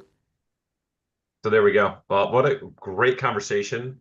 What a great presentation. Really glad to talk to you and appreciate your time and wishing you much luck and can't wait to get you back on the program. Take good care.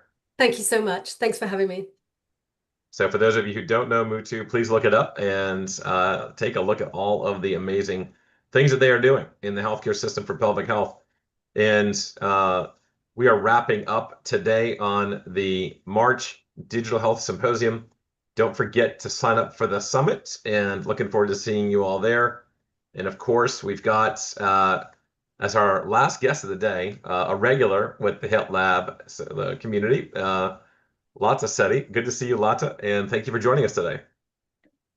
Well, it's wonderful to be here, and hopefully being last doesn't mean the least, because I'm really honored to be here and support the amazing initiatives you're building across the globe.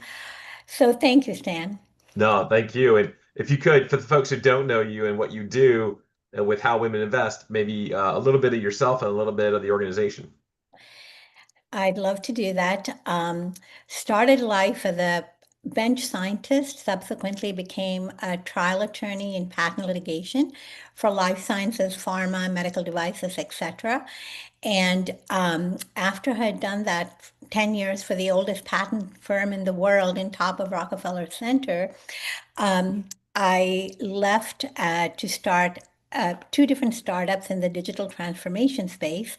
Both of them were funded by Sequoia Capital, Goldman Sachs, etc. We're talking over, almost 2 decades ago.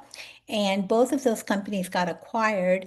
And what was critical to me is the change in treatment of myself as a female co-founder versus my, Caucasian male co-founders who were brilliant and hardworking, but I wanted to address how female founders were being treated in a very different manner. So with that in mind, after the acquisition of my second company, United Lex, myself and 2 other women in San Francisco launched How Women Invest with the mission to be investing in female-founded U.S. startups while simultaneously democratizing the investor side of the equation. There's a lot of, I think, up-and-coming resources as well as well-established resources for female founders. But without the capital to start a company and to scale it, it's very hard to grow, right? So what we've done is We launched in February 2020, right before COVID. So everything we've done at How Women Invest Fund 1, 2, and 3 has been done online, which has been an amazing opportunity for female entrepreneurs because a lot of them have family commitments, etc. And they pitch us online. So it's similar to Shark Tank, but female investors listening to and investing in female-founded cutting-edge technology startups and science startups. Having said that, we're now on Fund 3. And we've had 4 acquisitions already from Fund 1. And being a young fund, that's an impressive track record as a start. Now with Fund 3, to address the growing need of female founders who are seeking capital, we have launched a $100 million fund, which we kicked off last year by ringing the bell at NASDAQ. And most importantly, we have lowered the entry point minimum amounts lower than Fund 1 and Fund 2. And the reason is, raising 100 million for a 6-year-old fund is huge, but we also wanted to attract up and coming, younger generation, as well as mostly, women who have never invested in venture capital. We have How Women Invest is our for-profit funds, but very closely aligned is a nonprofit arm called How Women Lead, where we have about 20,000 or so professional women, mostly who have been in corporate America like me for 20, 25 years. They have the resources, the domain expertise, and are looking to invest in venture, but unfortunately, until recently, didn't have access to a venture fund. So we've lowered the minimum to $25,000 spread over 4 years, really to encourage up and coming folks to invest. Simultaneously, that 25K is spread over 4 years. So we're talking 6250, and part of it is to get younger people getting out of college and grad school who qualify to be accredited investors to start looking at investing in women-led startups as part of their portfolio growth as they start their careers. And what's been really exciting is that at our How Women Invest Fund, we have our new fund is called Building the New Table. So when you come to our website, you'll not only be able to look at the portfolio companies and the areas we invest in. We also have over 80 female fund managers across the US and globally who are listed there. So if you're a female founder, and let's say you're creating something in AI and, following up our last speaker, something in the pelvic arena, and you're looking for seed round, let's say you're Asian American and LGBTQ, right? And raising a seed round or early Series A, you can come populate all that information onto our website, and it'll kick out a short laundry list of investors who invest in that space at that phase, etc. So that's been really the mission, to disrupt the venture funding for female-led startups. That's fantastic. And, would love to get your perspective on this because everyone invests differently. And I'm sure you've seen over your career of this fund now a lot of different ways that you're seeing your own fund managed differently. And so what kind of investment attributes, behaviors, you might want to call them, would you say are more attributable to your investors in your fund and your community? It's a fascinating question. About a year ago, we actually did an internal survey research report on folks that had invested in our first fund. And that, to many of the women investors, it was the first time that invested in venture. Fast forward 5 to 6 years later, over 30% of those initial investors went on to invest in our fund, as well as to invest in other female-led funds, meaning they grew confidence and they learned how to really look at due diligence. And even if they're not in the investment decision-making, they learn a lot by being on our pitches. And in addition to the 30% investing in female fund managers, about the same also went on to invest as angel investors directly in startups. So to get that kind of 1/3 return of people wanting to invest and grow their investment expertise is fascinating. And then our nonprofit arm, How Women Lead, we have programs like angel investing and venture investing 101, how to get on corporate boards and so forth. So it's really a mix between how women invest and how women lead. And to address the part about what do we see from an investor perspective, more than 70% of the investors that we've seen invest based on their values. They have sort of a gender lens focus on investing in companies they want to see in the world. So basically voting with their investment dollars, right? And a lot of those startups are based on, helping families, children, femtech, health tech, things to make the world better. It's not about, sending astronauts to the moon with, replaceable food or something. It's not a very small market. So, and I think we'll continue to see that. And that reminds me, Stan, we actually have a recent report, I'll put it into the chat, where we're looking at how our women investors, are they ready to keep moving forward on their investments? And 77% said they invest now with a value-based lens. 58% said they invest with a gender lens, and their areas of focus tend to be women's health, AI and data and how it's incorporated into healthcare delivery, and some financial tech, planet, climate tech, so forth. But there's been a huge focus on health tech as well as femtech. Incredible. I love it. And so you're very active in this space, obviously, and we'd love to know more about what you're seeing with recent events and recent investments in the health tech sector, women's health. How do you see these investments over the last couple of years shaping the future direction of women's health? Well, I think that we're starting to see, and many of your illustrious speakers today talked about the spectrum of women's health. And, one of the companies that we just recently invested in last year was called Co-Fertility. And what they do is they bring in women who want to freeze their eggs. There's a lot of egg freezing and donating, platforms. But what they do here is that if you commit as a young woman, when you're freezing your eggs, to donate half those eggs to folks that want to become parents but can't afford to, they can't be in this top 1% socioeconomic status, right? You can freeze your eggs for free with Co-Fertility.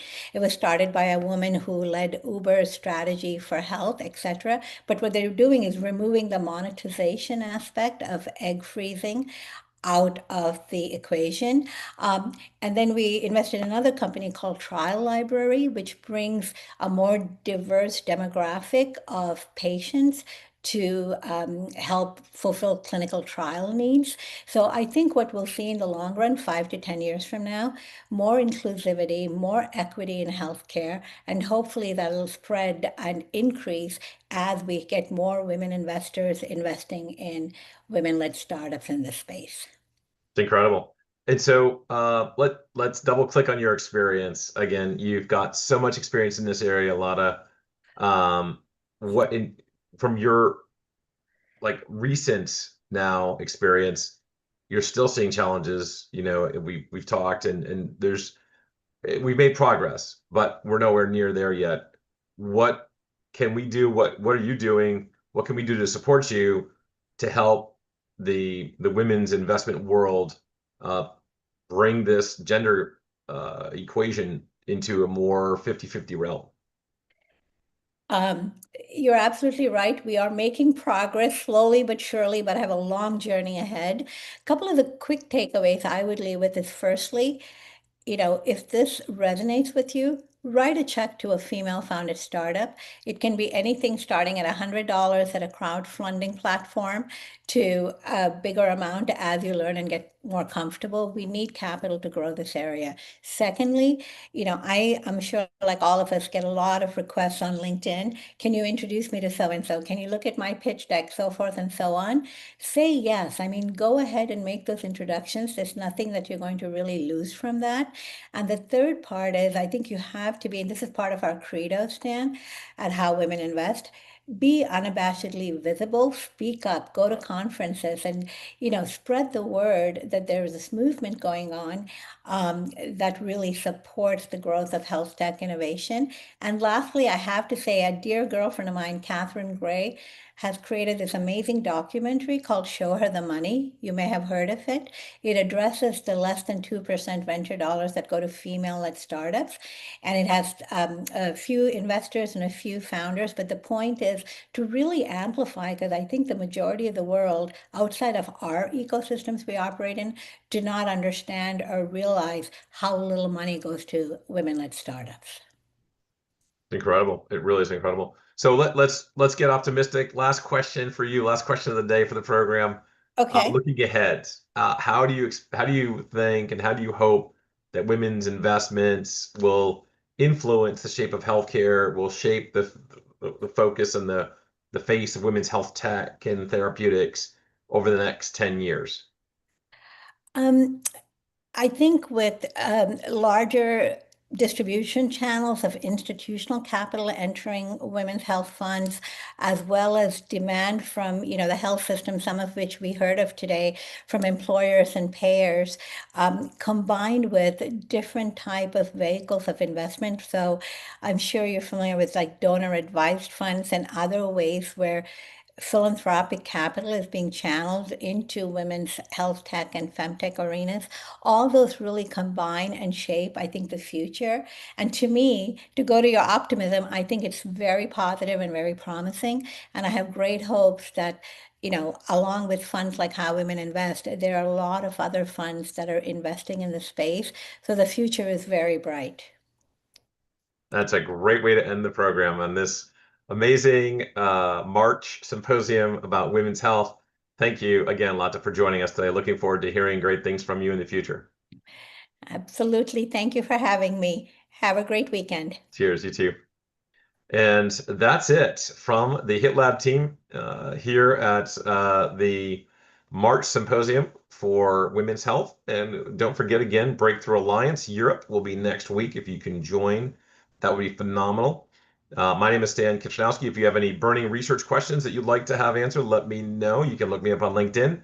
And don't forget to join us for the April Symposium on April 30th from 11 a.m. to 2 p.m., the same bat time, same bat channel. And look forward to seeing from the Merck Fund and Soho MD and all those great folks. Many thanks again to the HITLAB team, to Rachel Ainsley, and certainly Raymond, Pallavi, Melissa, Jerry, Nico, Rita, the whole team putting this together for you every month. Just a phenomenal effort and keeping this content free. Thanks to these sponsors. Again, DLA Piper, Merck Global Fund, Microsoft, IMC, Finn Nagaro, Actual Health Services, and just an incredible group of sponsors we have that allow us to keep these programs free and open to you, our community. Thank you, everybody. Have a great rest of the month of March, and we will see you in April. Take care.